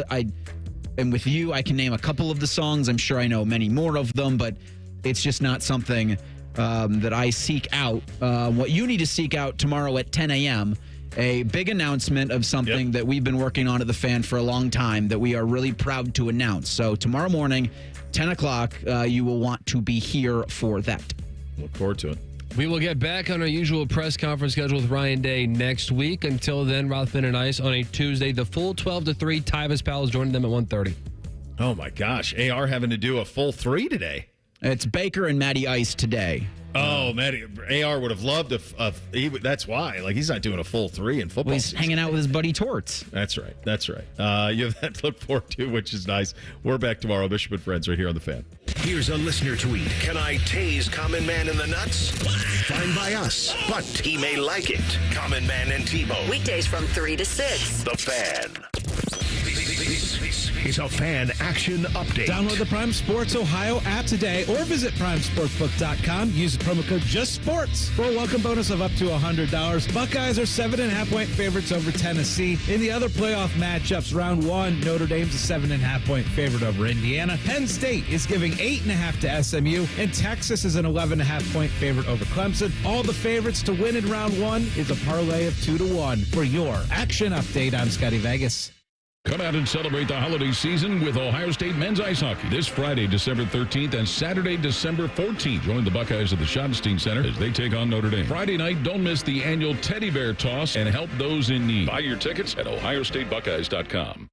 This is Ryan Krieger, and at Krieger Ford, we know life's busy. Let us handle your car care. Enjoy our convenient pickup and delivery service, or have our technicians come to you with our mobile service van. It's fast, easy, and hassle-free. Schedule your appointment today, only at KriegerFord.com. Sarah, it's been ages. How are things? Hey, Lisa. Things are okay, I guess. Things with Mark haven't felt the same lately. Oh, Sarah, that is so common. It could just be ED or low testosterone. Really? I didn't even think about that. I was blaming myself. Yeah, Jim had ED and low T. I thought I was doing something wrong, but it's just a medical condition. Now he's passionate about his job again, lost a little weight, and even put on some muscle since he went to Columbus Men's Clinic. They specialize in ED and low T treatments, and you should see the way he looks at me now. Columbus Men's Clinic delivers powerful, personalized treatments to reignite the passion in your relationship, even if other pills and treatments haven't done the job. Don't let ED or low T put a damper on what should be the best time of the year. I forgot how we used to feel. I got my husband back. Dial 614-300-7400 or visit ColumbusMen'sClinic.com today and rekindle the magic, because you both deserve to feel the joy this season brings. Columbus Men's Clinic, making it happen. Texting enrolls you in a recurring automated marketing text messages. Consent not required to purchase. Message and data rates may apply. We're getting crushed out here. What's going on with you, Nick? You used to be the unstoppable king of flag football. I'm feeling my age. At 40, I feel like I can't keep up anymore. Is it lower testosterone? Lower T? Yeah. When you turn 40, you have less testosterone. It's harder to stay lean and get the same results you used to get. That's why I take Nugenix Total T. I know Nugenix. It really gives you an edge. No question. At work, the gym, the bedroom, Nugenix turned back the clocks. Now I've got the same energy that I did in my 20s. I want to try Nugenix. All right, time out. Guys, go text Nugenix and get yourselves a complimentary bottle to try. Text AREA to 42424 right now for your complimentary bottle of Nugenix Total T. It's the #1 selling testosterone boosting brand at GNC and Walmart. Do it now, and they'll also send you a bottle of Nugenix Thermo X, their newest, most powerful fat burner ever, absolutely free. Text AREA to 42424. That's AREA to 42424. These statements have not been evaluated